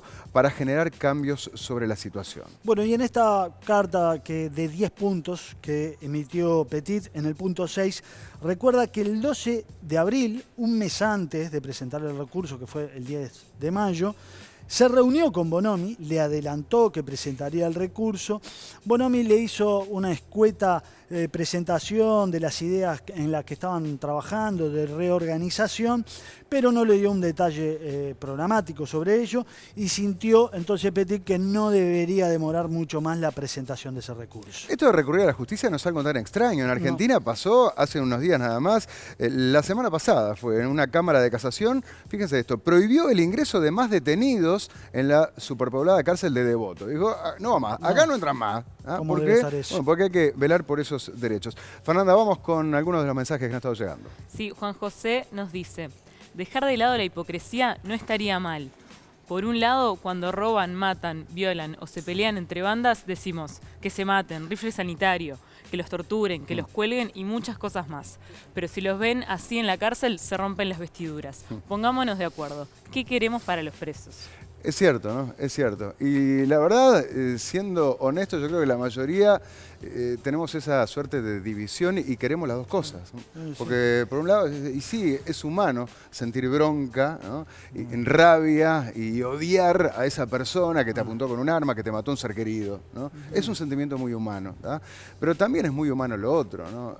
El ver estas situaciones y luego tenés que ser de piedra para no sentir nada cuando ves que un tipo por robar unos perfumes de una farmacia porque es adicto a la pasta base y se murió de un ataque de asma porque no lo atendieron. Tremendo. O estar encerrados como animales, como están de hecho, bueno, durante años incluso, ¿no? Y más allá de lo deseable, está el deber, ¿no? Porque acá hay obligaciones, hay normas. Está la propia Constitución de la República, que qué es lo que dice en relación a las cárceles. Sí, el artículo 26 de la Constitución de la República dice, primero, que a nadie se le aplicará la pena de muerte, pero además dice, en ningún caso se permitirá que las cárceles sirvan para mortificar, y sí solo para asegurar a los procesados y penados, persiguiendo su reeducación, la aptitud para el trabajo y la profilaxis del delito. Bueno, obvio que es un chiste, ¿no? Es letra muerta eso, Sí, claro. como estamos viendo. Yo sé lo que muchos van a decir. ¿Qué? Pero entonces hay que respetar la Constitución para tratarlos bien a ellos, y ellos no respetan la Constitución, mis derechos, las leyes, y es cierto que no respetan. Pero ¿cuál es la onda entonces? ¿Ojo por ojo, diente por diente? Y así caemos en la ley de la selva. Sí. Y así lo que hacemos es que esos animales, porque actúan como animales, muchas veces matando gente por 2 pesos, te termina transformando en un animal a vos también. Eso es lo que tenemos que entender. Claro. ¿No? Que terminamos en ese declive, en ese desbarranque de la sociedad, si aplicamos esa lógica de cómo mis derechos no valen, entonces los tuyos tampoco. Pero bueno, van a ver la segunda parte de esta investigación, de este informe sobre la jungla carcelaria, y un gran capítulo que es el de la corrupción. Antes, tengo un consejo para darles. ¿Nunca les pasó eso de encontrar el lugar ideal para vivir, pero resulta que cuando te pasan el precio no llegás? Sí, muchas veces. Bueno. Pero bueno, es el precio del mercado. Veamos qué tiene para decir el precio del mercado. Soy el precio del mercado y estoy totalmente impresionado. El 13 de junio se lanza More Buceo y subastan 50 apartamentos en un innovador sistema de preventa. La base es de $60.000 en una ubicación espectacular y todos en un solo día. Son precios totalmente fuera del mercado, o sea, de lo que yo decido. Y como si fuera poco, tengo la entrada estrictamente prohibida. Nunca vi una cosa igual.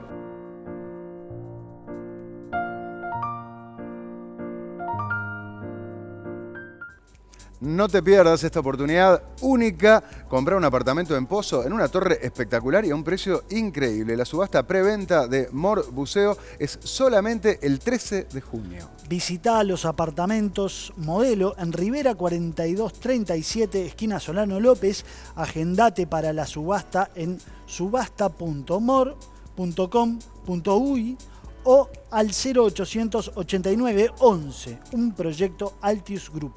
Y ahora sí, vamos a la segunda parte de nuestro informe sobre la jungla carcelaria, donde nos metemos, hablamos de la Constitución, de la rehabilitación y no mortificar, bueno, en las escasísimas oportunidades de rehabilitación y sobre todo en el gran tema de la corrupción, porque como van a ver, en la cárcel, con la plata, conseguís de todo, porque todo se sabe.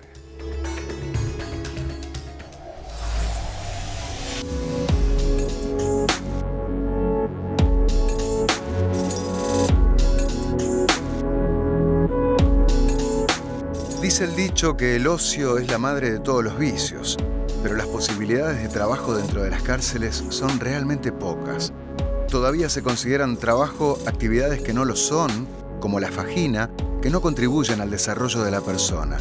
Los pocos cupos reales en gran parte no son remunerados y no existen los aportes ni la seguridad social. Se les prometió en su momento, cuando vinieron, un pecunio.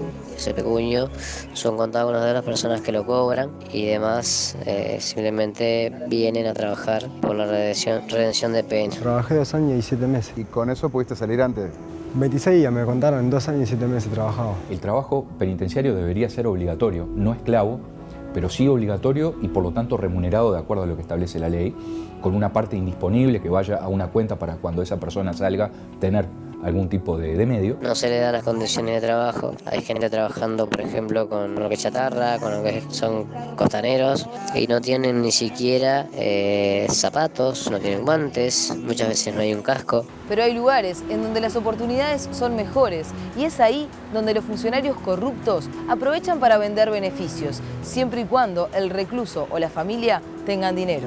Una operadora, por ejemplo, que no solo recibió dinero por sacar gente de los módulos sucumbidos. Por 15.000 pesos se trae para acá arriba, siempre y cuando tu familia pague, obvio, ¿no? Te dan un trabajo bueno, acá tienes que pagar por todo, así funciona. Ellos mismos decían que estaban pagando por estar ahí, que nosotros no teníamos por qué tocarlos y ahí nombraban a superiores, a directores, a subdirectores. El director de acá, las salidas transitorias, por ejemplo, se compran. La conyugal, primer tratamiento conyugal, tenemos cada 15 días, pero por decir toda la semana, los sábados, domingos, siempre y cuando pagues, ¿no? Siempre y cuando pagues, ¿no? A mí me han sacado mucha plata, digo, tuve que pagar para estar en el lugar donde estoy hoy en día y entre aspas, como te dije, estoy en un lugar privilegiado porque he pagado. Y con plata, en la cárcel se consigue de todo. De todas las cosas, encontrás todo. ¿Sí? Lo menos esperado lo encontré ahí. Claro, pero tenés que tener plata para eso. Si no tenés plata, igual. ¿Y cómo te arreglas? ¿Rastrillando? Rastrillando y haciendo otras cosas más. Otras movidas. ¿De qué otra manera? Hay muchas movidas para hacer ahí adentro. Por ejemplo, ¿cómo te ganás el favor de alguien para que te dé droga? Y pasando tu nombre y para que entren cosas. Es tierra de nadie, es la ley más fuerte, es la ley del que vende más droga, es la ley del que tiene más, hablando pronto y mal, el que tiene más perros abajo del brazo, como para poder defenderse cuando haya problemas, donde haya una competencia en la venta de drogas. ¿Y cómo entras las cosas vos? Y a través de las visitas. ¿Y no las revisan las visitas? Pero hay lados que no. Hay lados que no, hay visitas que entran que no son revisadas como se deberían. Y entonces vos que arreglás con alguien de tus familiares o de los familiares de ellos en realidad. De ellos con tu nombre, si pasa algo vos tenés que abrazar. Ah, te entiendo. Claro, te usan a vos y vos se lo das al otro. Y a cambio. Y a cambio tenés que coger. Y los escáneres tienen un 100% de garantía y eficiencia y eficacia en el control. Pero si no preparan a aquellos funcionarios que trabajan frente al escáner, de nada le va a servir. Adentro de un televisor que pasa por el escáner, ingresan celulares y no los constatan. Si bien los escáneres detectan la droga, creo que falta capacitación. Ha pasado de que el funcionario ingresa con el celular por error y le tiene que avisar al policía de la Guardia Republicana que lo ingresó por error, mostrárselo y retirarlo. El ingreso de todo eso se hace mayoritariamente por parte de los funcionarios. Al entrar a la policía las cosas ya es diferente, a la policía no la revisa para entrar a la ¿Qué pasa con el personal? A ti, a tus compañeros, a las personas que trabajan ahí. ¿De qué forma se les revisa? No se revisa, se saluda a los compañeros un buen día y te vas para adentro nomás. Hubo un suboficial allí que le llevaron una torta de chocolate para que pudiera dejar los operadores ingresar sin pasar por el escáner. Y con esta guardia lo que podemos entrar son teléfonos, whisky, droga. Varía la guardia, ¿viste? Una botella de whisky para entrar vale 2 palos. Un teléfono aquí adentro llega a valer de 8, 9 a 10 palos. Hay gente que toma whisky todos los días o vino todos los días. ¿Qué es lo que más quieren entrar? Droga. ¿Sí? Droga. Abunda la droga. Y el tema de la marihuana, ¿viste? Tanto tiempo, sea marihuana, pasta base o cocaína, son 10.000 para entrar 1 kilo, ¿entendés? ¿Un celular cuánto cuesta? Un celular a 4 palos, 5.000 pesos, 6.000 pesos. Te dicen cómo hacerlo y todo, las PPLs, que ingreses en el paquete de tabaco, marihuana, y oscila en 2.000, 3.000 pesos. Podés ingresar una botellita de agua, nadie te la revisa si es alcohol, si es vodka. ¿Y la droga cuánto? La droga tenés varios. Según qué policía sea. Según qué policía sea. ¿Cómo se paga la droga?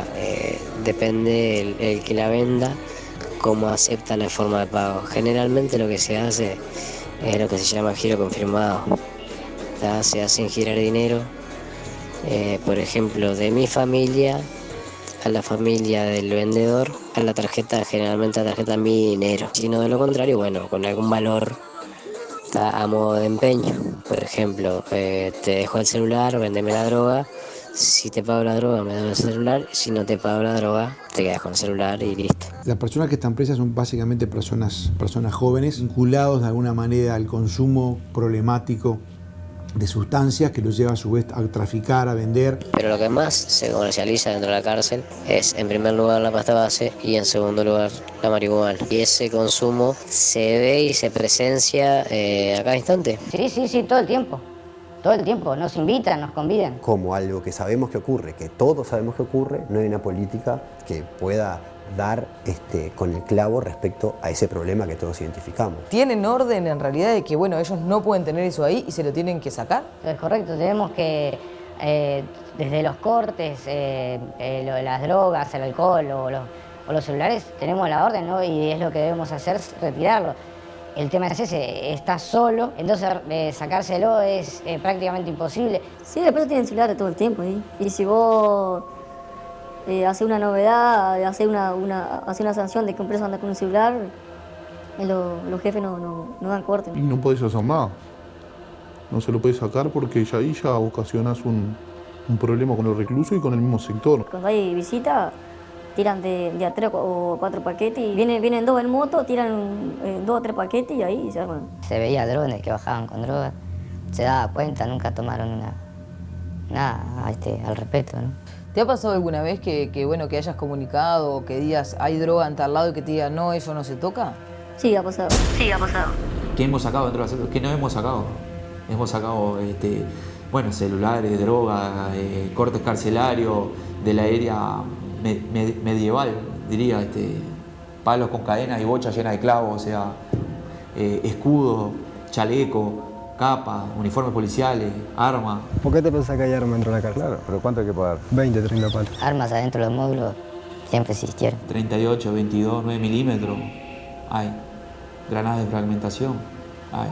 En caso de enfrentamiento, los presos llevan la de ganar siempre. Hay como un círculo muy perverso por el cual se permiten que haya grietas y que ingresen esas drogas. ¿Para qué? Para mantener un statu quo, para que no huelen los techos, digamos. ¿Por qué no se corta inmediatamente el ingreso de drogas? Porque en 15 días huele a todo. No tener cárceles con programas para adicciones es realmente tener una casa sin techo. Es uno de los desafíos. Pensar en las instituciones penitenciarias del siglo XXI, donde salud mental y adicciones tienen que ser el ABC.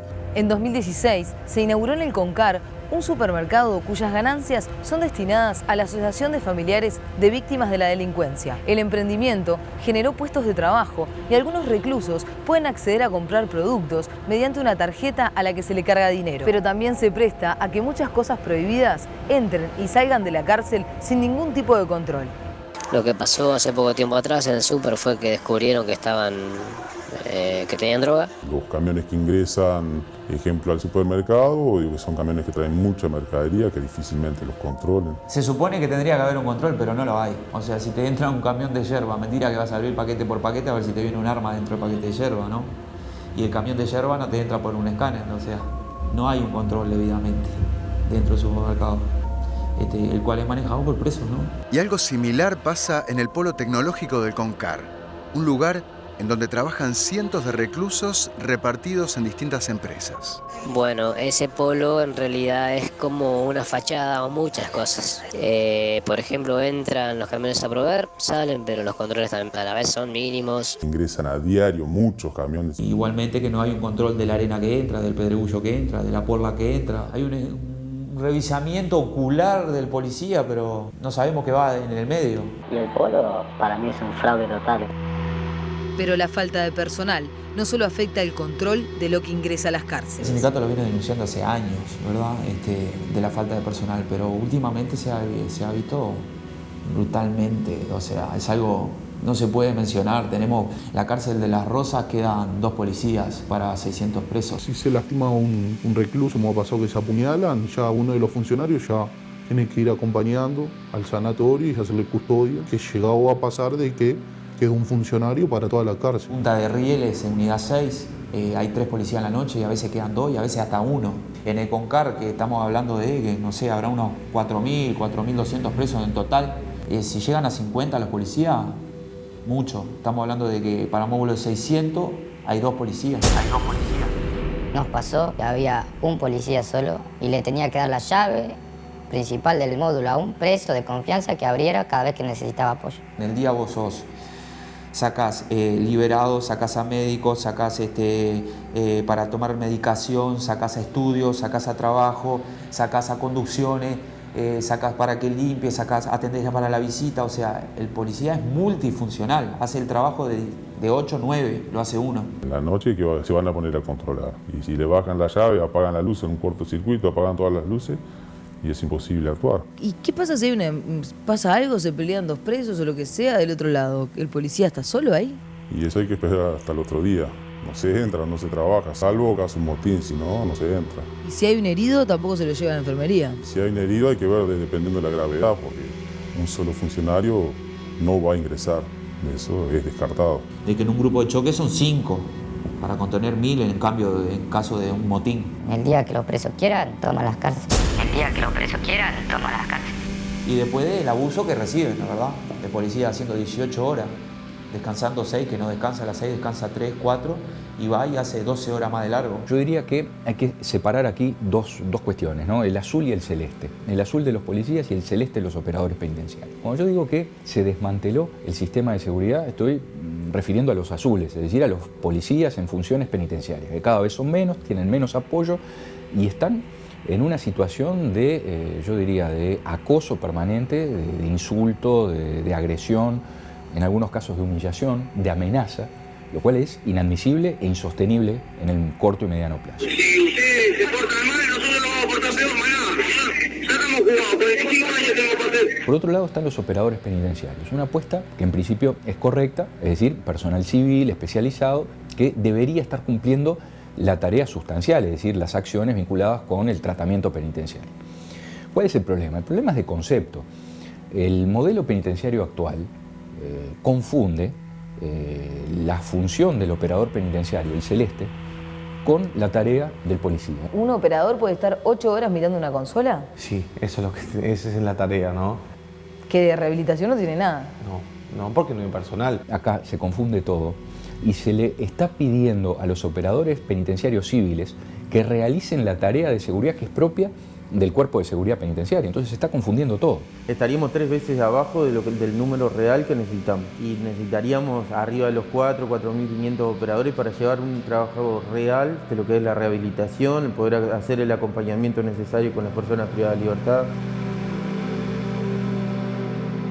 Seguramente muchos de ustedes se hayan sorprendido por lo visto en este informe, pero todas estas irregularidades han sido informadas y denunciadas reiteradamente, tanto por el comisionado parlamentario como por los funcionarios y los sindicatos correspondientes. Y todo llega a base de informe y todo. El protocolo que después se sigue escapa de mis manos. No sé si es archivado, si es, se sigue el elevamiento, si queda ahí. Ustedes como funcionarios, ¿sienten un respaldo desde la dirección? No, nos sentimos desamparados totalmente. La mayoría de los funcionarios sí trabajamos con miedo.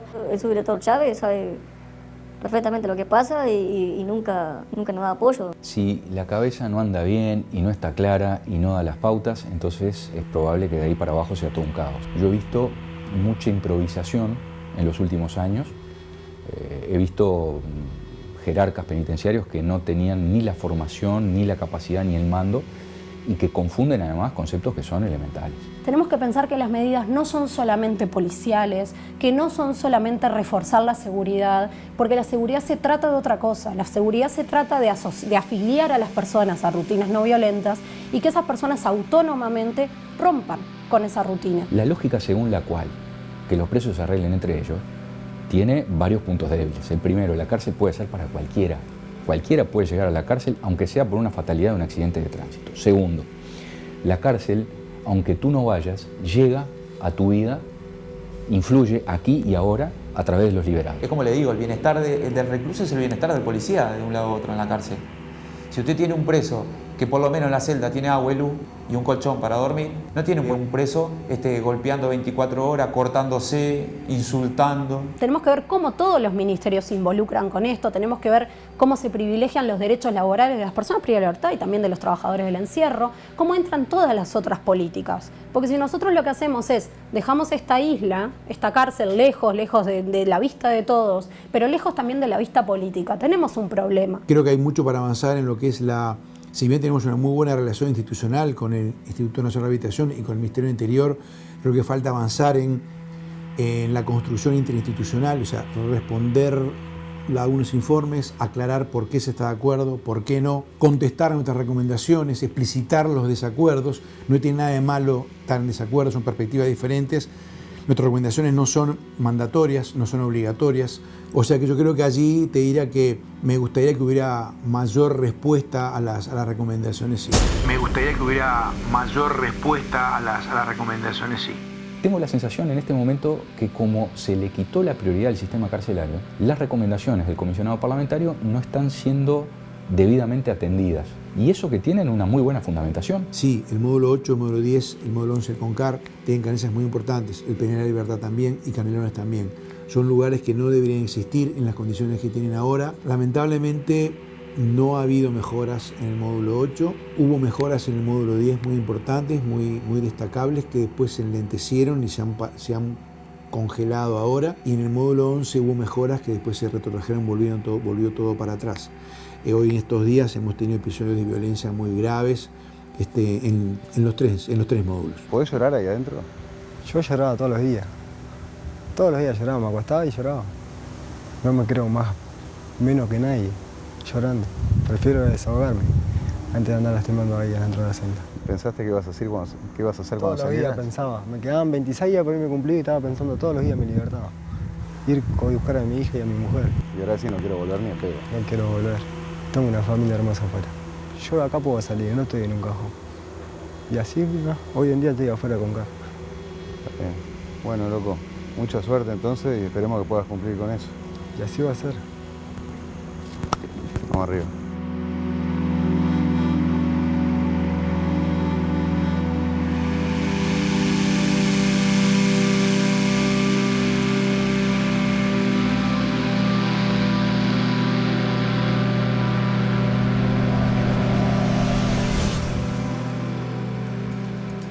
Y así corrió hacia la libertad, después de 5 años en el CONCAR, ¿no? Y sin un peso en el bolsillo. Como la gran mayoría de los presos, de los 6.000 presos que son liberados cada año, en esas condiciones. Saber si va a volver a delinquir o no, y la verdad, es una tómbola. Bueno, justamente lo que hablan los especialistas que hablábamos es que uno tiene que trabajar desde el día 1 en el egreso, en el cómo la persona entiende el delito que cometió, el daño que cometió a la víctima y el daño que comete a él. Esto es casi inexistente y justamente también el tema del seguimiento. Una vez que salen, ¿qué pasa? ¿Cómo se reinserta en la sociedad? Y eso tampoco se hace. Vos salís en un peso, vas a conseguir laburo, ¿quién te va a dar trabajo? ¿Y cuántas alternativas te quedan, no? A ver, a él me lo encontré ahí en la puerta de CONCAR. hoy fui de nuevo a grabar otros copetes y pasa un policía y dice, ¡ay, las cosas que tengo para contar! Vení, le digo, no, cuando me retire hablamos mucho. Y del polo, bueno, del polo industrial, vos tenías muchos testimonios de esta corrupción que campea. Sí, por supuesto que tenemos los nombres de todos esos funcionarios, ¿no? Los nombres y los apellidos y los datos, y nos pusimos a disposición para justamente entregarlos para que se haga una investigación. Bien. El año pasado 26 funcionarios penitenciarios fueron formalizados por cometer distintos delitos, ¿no? Claro, pero no todos los comportamientos son un delito o una falta. Por ejemplo, al día de hoy hay 15 funcionarias que están siendo investigadas por tener relaciones sentimentales con reclusos. No, esas son que las operadoras... Operadoras penitenciarias. Y también que han tenido relaciones sexuales dentro de la cárcel. ¿15? 15. Que obviamente que eso lleva extorsión, amenazas, un montón de cosas, lo lleva consigo, ¿no? Pero hasta ahora no se sabe en qué está. Y incluso hay una funcionaria que podría estar embarazada de un recluso. Bueno, hubo un caso en La Oreja, tenemos una nota, creo que salió publicado el año pasado, fue una operadora del Comcar que tenía una relación con un recluso muy famoso, ahí está, en La Oreja, se incautaron celulares a su nombre de adentro de las celdas, tuvo una sanción de 6 meses y después volvió a su puesto de trabajo. Desde el sindicato de operadores nos decían que están al tanto de toda esta situación y por supuesto no la comparten, que tiene que haber sanciones, pero lo que dicen es que las sanciones no son, no hay una forma de sancionar esto que no es delito ni falta. Entonces algunas veces le dicen, bueno, vos no tenés que hacer esto, y otras veces se ha tomado cartas en el asunto y otras veces no. Lo que sí no hay que generalizar porque por supuesto que no son todas las funcionarias, hay un montón de funcionarias que trabajan. El tema de la salud, yo les hablaba de un caso terrible. El 30 de abril falleció en Santiago Vázquez a raíz de una crisis asmática un recluso de 30 años. Aparte, contanos el caso, ¿no? Pero él había caído por un hurto. Su condena de 5 meses, el 29 de marzo, ¿no? Cayó en el Comcar. Justamente fue este recluso que robó los perfumes y su madre lo que nos decía era que, bueno, él siempre sufrió de los bronquios, pero no era nada grave, que se comunicó con sus compañeros de celda y dice que él empezó a tener un ataque y enseguida pidieron asistencia y media hora después llegó el policía a llevarlo, bueno, por todo lo que veíamos, ¿no? Que no alcanzan los funcionarios justamente para hacer todo lo que tienen que hacer, y esta persona a raíz de un ataque cardíaco es que fallece allí en el Comcar. Es increíble que una persona se muera por un ataque de asma, ¿verdad? Aparte era alguien que, repito, 5 meses de condena, de pena tenía, ¿no? Sí, y también nos llegó el caso de Carol.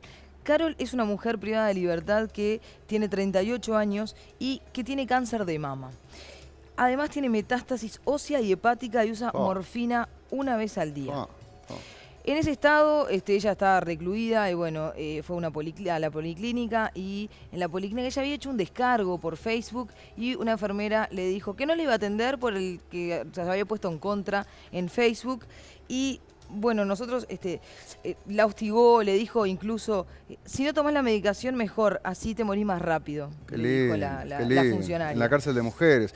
Bueno, vos te comunicaste con Nada Crece a la Sombra, ¿no? Para ver si podían ayudarla. Enseguida se pusieron en contacto, ¿no? Sí, Denise Legrand y Daniel Márquez, el doctor, se pusieron en contacto y radicaron una denuncia porque ellos presenciaron esa falta de atención. Sí. Y bueno, la pudieron trasladar al Pereira Rosell, ella está ahí ahora. Sabemos que nos está viendo y bueno, y ahora está a la espera a ver si puede conseguir la prisión domiciliaria, pero bueno, para terminar sus días junto a sus 5 hijos, ¿no? Terrible, gracias Patricia.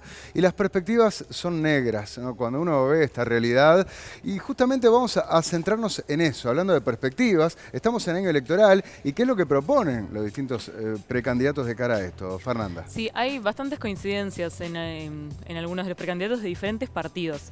Por ejemplo, en los principales precandidatos del Partido Blanco, Lacalle y Larrañaga, ambos van por el lado del endurecimiento de las penas. Larrañaga lo plantea en su proyecto de reforma constitucional Vivir sin Miedo, lo de la pena perpetua, revisable a los 30 años. Sí, señor. Y Lacalle, por otro lado, lo que propone es quitar algunos beneficios para los reincidentes en algunos delitos, cosas como que se les reduzca la pena por trabajo por estudio.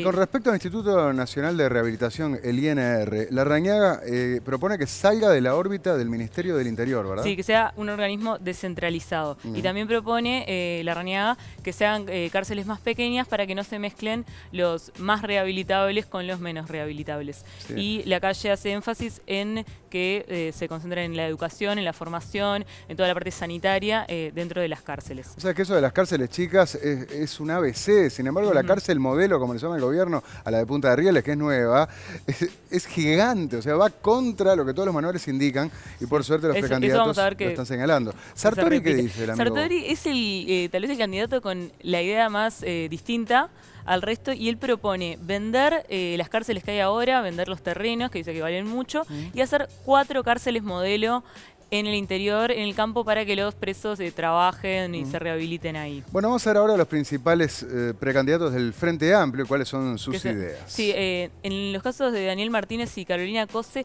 no hay nada escrito todavía, definido, como sí lo hay en los otros partidos, pero, por ejemplo, yo consulté a las 2 campañas y me dijeron que todavía no, pero Carolina Cose, por ejemplo, en su página dice: será necesario generar un abordaje sistemático a partir de proyectos, o sea, no es muy específico, no, y tomar medidas concretas como separar a los reclusos para que las cárceles no sean universidades del crimen. Ahí coincide con Larrañaga. Claro. Bueno, ¿y Daniel Martínez qué dice? Y Daniel Martínez también me decían que no tiene nada redactado por ahora, pero que sus ideas, de nuevo, van en hacer cárceles más pequeñas, por las mismas razones, y hacer énfasis en la reinserción de los liberados con problemas mentales o con problemas de adicciones, que son muchos.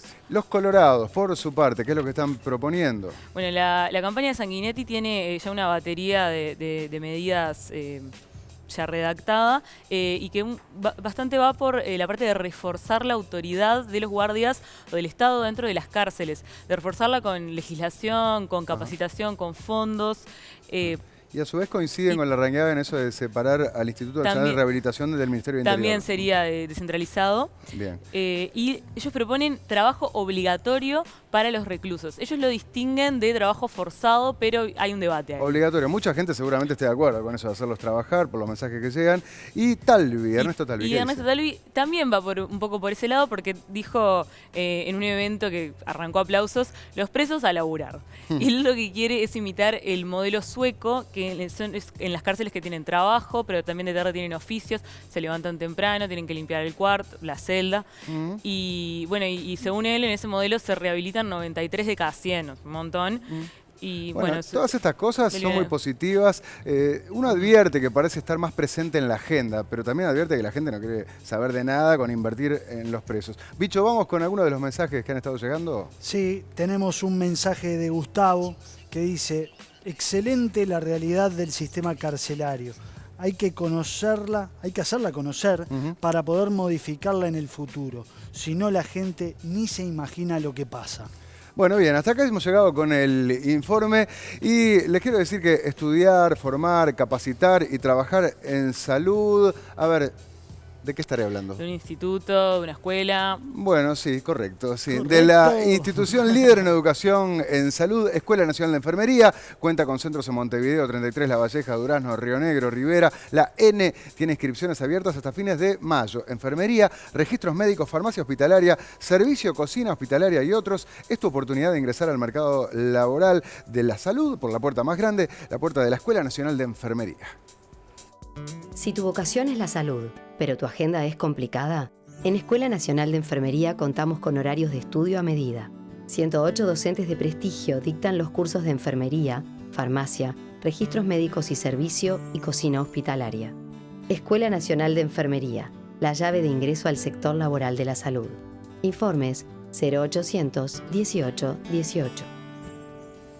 Ya sabes entonces, si querés estudiar y trabajar, la Escuela Nacional de Enfermería es tu lugar. Colonia 1359, esquina Ejido. Accede a la línea gratuita llamando al 0800 1818. Nos vamos rápido a la tanda. Vienen las santas noticias y nuestras señas políticas. Pablo Fernández, te pido así, un avance. ¿Con qué venimos? Y bueno, vamos a venir con la interna del Frente Amplio y quién es que tiene en la cabeza el candidato Daniel Martínez para liderar su equipo económico. ¡Opa! Cuando sigamos con santo y seña, porque todo se sabe.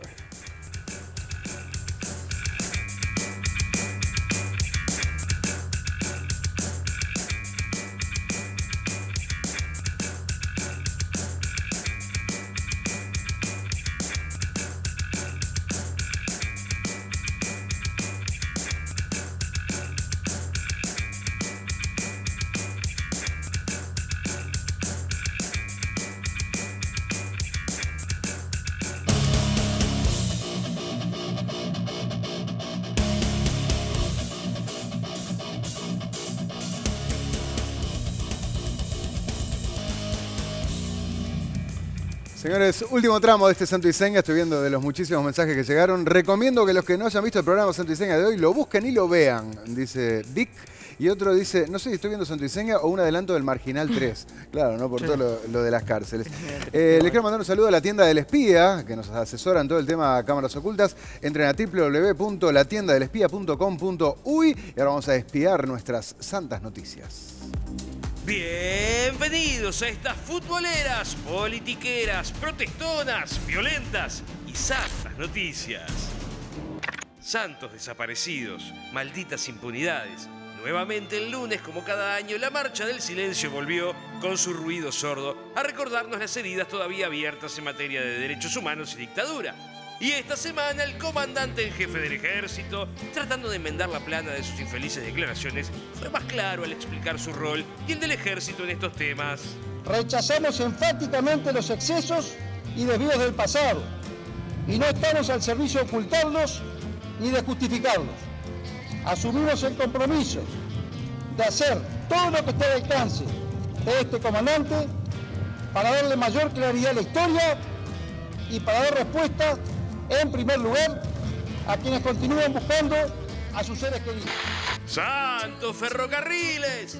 Mientras sigue la polémica por la instalación de la segunda planta de UPM en Uruguay, el gobierno siguió adelante con la firma de los documentos para empezar con las obras del llamado Tren de UPM, augurando grandes noticias para el empleo. Va a generar una gran cantidad de puestos de trabajo, no solo directos, sino también y fundamentalmente indirectos, en todo el territorio nacional. Pero las protestas de ambientalistas y ciudadanos preocupados y llenos de dudas se hicieron escuchar fuerte durante las reuniones y hasta un mismísimo precandidato presidencial, el locuaz Dr. Salle, se encadenó en la Plaza Independencia para seguir cuestionando el gobierno. Eso sí, el ministro Rossi nos trae tranquilidad. Más eficiente, sea más veloz, pero sea menos contaminante, menos agresivo para el conjunto de la población.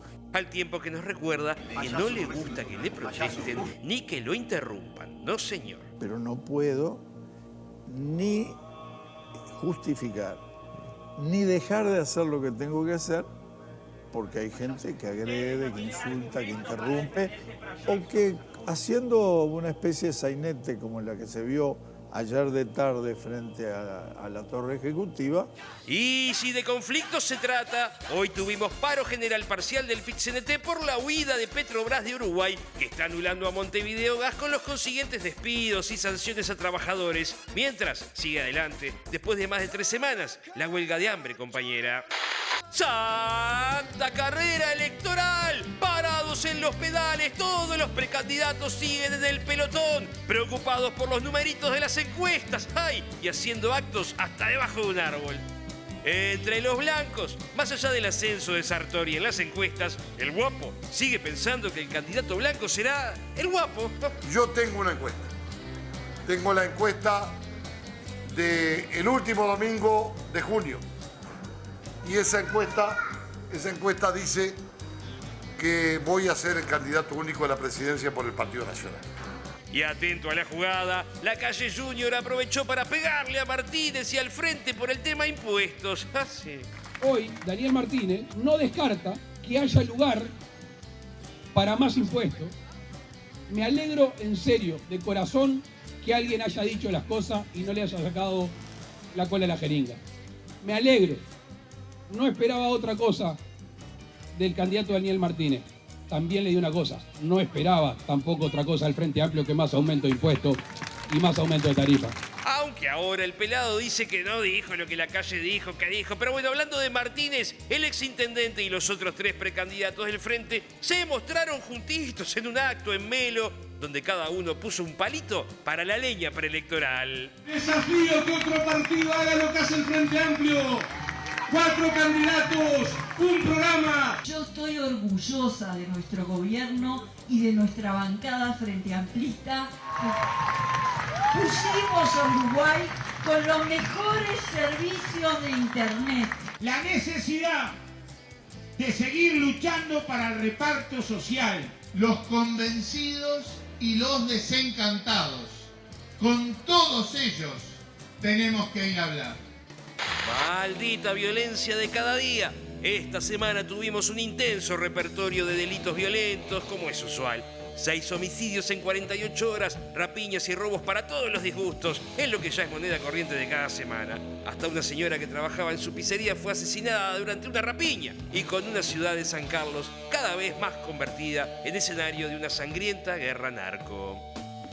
Y tardó, pero llegó, por lo menos en parte, la justicia. Se va aclarando, 4 años y pico después, el homicidio de la adolescente argentina Lola Chomnales en Rocha. El Cachila ya había sido interrogado en aquel momento, pero su ADN lo había dejado fuera de las sospechas hasta que las nuevas pruebas, a impulso de la familia argentina de Lola y la actuación del nuevo fiscal Paz, lo ubicaron en el lugar y en el momento del homicidio, aclarando aunque sea en parte el horrendo crimen que permanecía impune. Por lo pronto el Cachila fue procesado con prisión de madrugada por la jueza por la presunta comisión de un delito de homicidio agravado por la alevosía. ¡Santas pelotitas aurinegras! Y el Clausura al final tiene campeón. El Peñarol del Diego. No, de ese Diego, no, de este Diego. El del Cebolla y compañía. Al final se llevó la copa y sin mucho festejo. El Mancha ya piensa en la Sudamericana y en el resto del uruguayo, con un Nacional que ya apuesta al intermedio y al Clausura y sueña con la Libertadores frente al Inter de Porto Alegre recién en julio. Pero lo que ya se viene es el Mundial Sub-20 en Polonia, con la celeste a toda pelotita por el 4. Ah, sí. Bueno, listo, terminé acá, me voy. No, hoy no voy a caer en eso de mencionar siempre la IASA, aunque no cuadre, nada que ver. Esta vez no voy a decir que le empatamos el poderoso Torque City. No, voy a hablar de la B. No, hoy no. Ay, bueno, ay, de básquetbol. Aguada, arrancó la final de la liga, apabullando épicamente a Malvin 2 veces. Pero los de la costa ganaron bien el lunes y esto recién arranca. Al mejor de 7. ¿Cómo está la pelotita naranja? Y así termina este soberbio, impoluto, magnánimo y meticuloso resumen informativo semanal que hemos dado en llamar... Yo tengo una encuesta. Santa noticia. Meticuloso sí, pero magnánimo, impoluto, Insúa, no seas malo. Vamos a ver ahora algunas de esas cosas en el análisis de Pablo Fernández y sus señas políticas.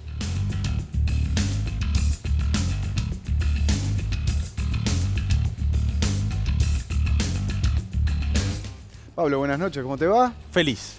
¿Feliz? Feliz. Bueno, ¿por qué? Feliz, deportivamente hablando. Bueno, listo. Señores, hasta el miércoles que viene con más Santo y... No, te voy a bancar, solo por hoy te perdono. Felicitaciones, che. Muchas gracias. ¿Están Ahora jugando? van ustedes que van ¿Qué por el están jugando ustedes, la Libertadores? Sudamericana. Ah, Sudamericana. Empatamos 1-1. No me acordaba cuál era la copa. Pero, ¿viste? ¿Para qué me buscas? Vamos a hablar de otras cosas, porque hay algunos que no están muy felices. Bueno, el miércoles pasado hablamos de la batalla blanca con todo lo de Sartori y esa interna nacionalista. Sí. Bastante polémica, una interna donde ahí sí hay rispideces en serio. Y ahora venimos a una guerra de papel. ¿Por qué? A ver. Y sí, porque vamos a hablar justamente de la interna del partido de gobierno, del Frente Amplio, donde la batalla no es tal y comparándola con lo que han sido las campañas anteriores, está especialmente en paz. Hay como un mega pacto. Sí. Esto, la palabra me la decía un dirigente del Frente Amplio. Hay un mega pacto no escrito entre los 4 precandidatos. Lo vemos en la placa: Carolina Cose, Daniel Martínez, Óscar Andrade y Mario Vergara. Un pacto de no agresión, porque parece como que ese 1-2 que están marcando las encuestas entre Martínez primero y Cose segundo, les queda cómodo. Sí. Pacto de no agresión, recién Daniel Martínez ahí se jactaba, decía, ¿dónde ven a los precandidatos de otros partidos juntos como nosotros? Pero todos sabemos que las diferencias que hay en la interna del Frente Amplio son gigantescas. Sí, ¿no? Y sobre todo entre los 2 primeros más marcadas. Y ese programa de gobierno único también tiene sus matices, porque es un programa muy paraguas donde ahora empiezan a marcar los perfiles. Pero sí hay esta semana, así como la semana pasada hubo una batalla en el Partido Nacional, ahora la batalla es entre el Frente y el Partido Nacional y el Frente, pensando capaz que mirando más a octubre, ¿no? Y por eso vamos a meternos a ver cómo llega el Frente Amplio en esta campaña electoral donde buscará el 4º gobierno, ¿no? ¿Y por qué de papel? Porque bueno, ahora vamos a explicar por los avioncitos de papel. Pero ¿cómo llega? Nosotros, desde que el Frente ganó el primer gobierno con Tabaré Vázquez, la siguiente campaña en 2009 lo que se decía era, cómo le va a costar al Frente Amplio hacer una campaña después del caso de Bengoa, recordemos, caso de corrupción, y de poner un impuesto, el IRPF, que fue un impuesto que fue cuestionado en su momento. Sin embargo, pudo hacer la campaña y ganó el gobierno con mayoría parlamentaria. Sí, con una interna entre Mujica y Astori bien peleada. En 2014 llegó el Mesías, Vázquez de vuelta a tratar ese tercer gobierno, y lo que decían era, ¿cómo va a hacer el Frente Amplio una campaña después del caso de Pluna? Y el tema de ANCAP recién empezaba a aparecer. Bueno, lo hizo y ganó con mayoría parlamentaria. Ahora la situación es distinta y tiene a Daniel Martínez y Carolina Cose en una situación un poco más complicada. Ellos lo admiten, es la campaña más complicada de los últimos tiempos. ¿Por qué? Justamente porque el tema económico es el que está fallando. Ese caballito de batalla que fue para el Frente Amplio en las pasadas campañas, hoy no está tan aceitado. Además del lastre de ANCAP, bueno, de Sendic, por ejemplo, ¿no? Ahora vamos a ver en la próxima placa, ¿no?, entre defensa y ataque, porque uno de los puntos más desafiantes que tiene el oficialismo es poner arriba de la mesa las nuevas propuestas. ¿Qué tiene para proponer? Claro, pero antes de proponer las nuevas propuestas, tiene que despejar las no cumplidas. Y ahí en este periodo de gobierno sí ha habido varias promesas no cumplidas que la oposición la está usando. Dice, ¿cómo van a hacer campaña si no pudieron cumplir, por ejemplo, con seguridad? Y es un punto donde Vázquez se comprometió a bajar el 30% de las rapiñas. Y no solo no bajaron, sino que subieron. Mirá, lo que están intentando es despejar estos problemas para plantear otras cosas. ¿Qué otra? También es el caso de los impuestos. En la campaña se dijo claramente no se va a aumentar impuestos y después se argumentó que sí, bueno, la situación cambió y tenían que... Ese sí hizo pelota. Ese es más complicado. Y ahora este es un tema que vamos a analizar de vuelta. El otro fue educación. Educación el cambio de ADN, el cambio de ADN en la educación. ¿Qué pasó? Te lo dejo a vos. ¿Y este? Mirá, te lo hago así. Tampoco tuvo muchos puntos, o sea, ese cambio de ADN quedó. No voló muy alto. Y el otro es el déficit fiscal. El déficit fiscal, en la campaña Vázquez se comprometió el equipo económico a bajarlo al 2,5. Este tiene que ir bien para arriba, ¿eh? Y no solo no lo bajaron, sino que hoy lo subieron. Hoy el déficit fiscal está en 4,5, en un nivel que el candidato, Daniel Martínez, ya dice que es preocupante. Claro. ¿Cuál es la estrategia del Frente Amplio entonces para intentar despejar estas promesas no cumplidas y responder sobre esas? Bueno, las promesas son bastante vagas, por decirlo. No hay, en el caso de Martínez, no hay compromisos asumidos estrictos. Hoy estuve en ADEM y se le consultaba concretamente cómo va a ser para bajar el déficit. Bueno, lo que él decía era que el crecimiento del país se mantenga y gastar menos. Sabemos que la economía está estancada, el crecimiento es muy poco, entonces en esa ecuación se bajaría poco.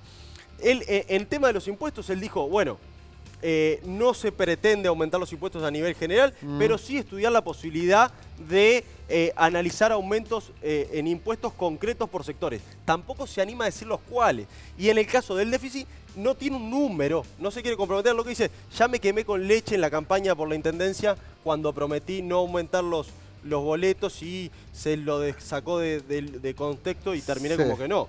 Entonces, ¿cuál es el mensaje en el tema económico, que es donde se juega la campaña clara? Bueno, en el caso de Martínez, que es quien hoy se perfila para ganar la interna, es dar un mensaje claro de quién va a ser su ministro de Economía. Y acá hay una discusión en pasillos que todavía no salió a la luz pública, que es muy importante. ¿Tenés algunos nombres? Sí. Bueno, claro, venimos con nombres. El caso de Gabriel Odone. Es una figura, un economista muy importante en el mercado. Sí, lo conocés. De Simbe, claro. De CPA Ferrer. De CPA Ferrer. Es un economista muy importante, socio de esa consultoría, referente en el mercado y además con un pasado socialista. Él dejó, se separó del Partido Socialista por diferencia, o sea, tiene un pasado frente amplista y ya estuvo manejado en el primer gobierno de Vázquez cuando Astori dejó el ministerio para dedicarse a la campaña. Terminó siendo Álvaro García. Pero él ya dijo que sí. En el Partido Socialista quieren convencerlo. Han hablado, Martínez se reunió con él. Yo he hablado con él. Y lo que me dice es que no están sus planes. Que él se quiere dedicar al estudio, que él quiere despejar esas ideas pero en el Frente Amplio, en el entorno de Martínez, tratan de insistir con que esa es la figura. Están hablando de apostar una figura muy fuerte. Para quienes lo conozcan, quienes no lo conocen, Gabriel Odón es una figura muy importante en el mercado, es un referente. ¿Y hay algún otro nombre que se esté manejando? Bueno, entonces, al tener ese no, sí se está pensando en un plan B, y ya es parte de los asesores directos de Daniel Martínez, que es Juan Welker, quien es claro, que además tiene una relación con Gabriel Odone, porque cuando Daniel Martínez intentó buscar su ministro de Economía para la Intendencia, Welker viene de CPA, o sea que hay un asesoramiento ahí. Así que por ahí van a... Esto igual recién empieza a trabajarse entre pasillos. La intención es anunciarlo después de la interna. Bueno. Pero estos nombres ya empezaron a circular en estos días. Bueno, como vemos en la siguiente placa y en la última, la mira, y sí, está puesta en noviembre, más allá de que ahora hay que despejar la incógnita de la interna. Y en ese sentido, lo veíamos ahora en la recopilación de las Santas Noticias, ¿no? Ya se ha dado un roce entre los precandidatos con mayor chance. Un adelanto de lo que puede ser el debate, ¿no? Y justamente en el tema económico. Entre la calle Pou y Daniel Martínez. Entre la calle Pou y Daniel Martínez. Porque Daniel Martínez en una entrevista en El País habla del tema de los impuestos y comenta esto de que, bueno, que hay que estudiarlo, es bastante ambiguo en su respuesta. Pero él dice que Uruguay tiene una carga tributaria acorde al país. Claro. Y de eso se agarró la calle Pou. Pero además hay un tema concreto. El programa de gobierno del Frente Amplio, que es único para los 4 candidatos, lo habilita a aumentar impuestos.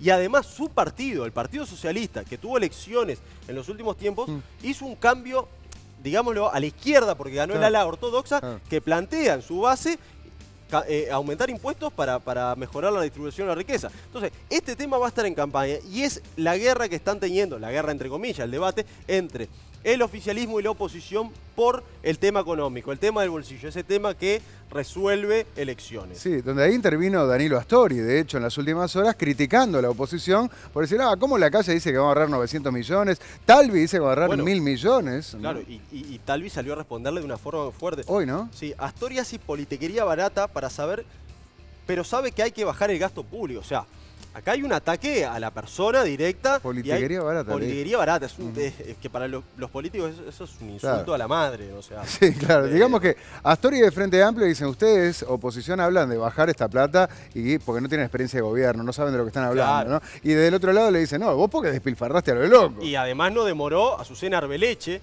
que es la figura designada por Luis Lacalle Pou para ocupar el Ministerio de Economía, a responderle también a Astori, quien había sido su ex jefe cuando estuvo en la oficina de deuda. Este tema va a seguir, va a estar en el candelero y entre los distintos candidatos se van a obligar a ver qué proponen.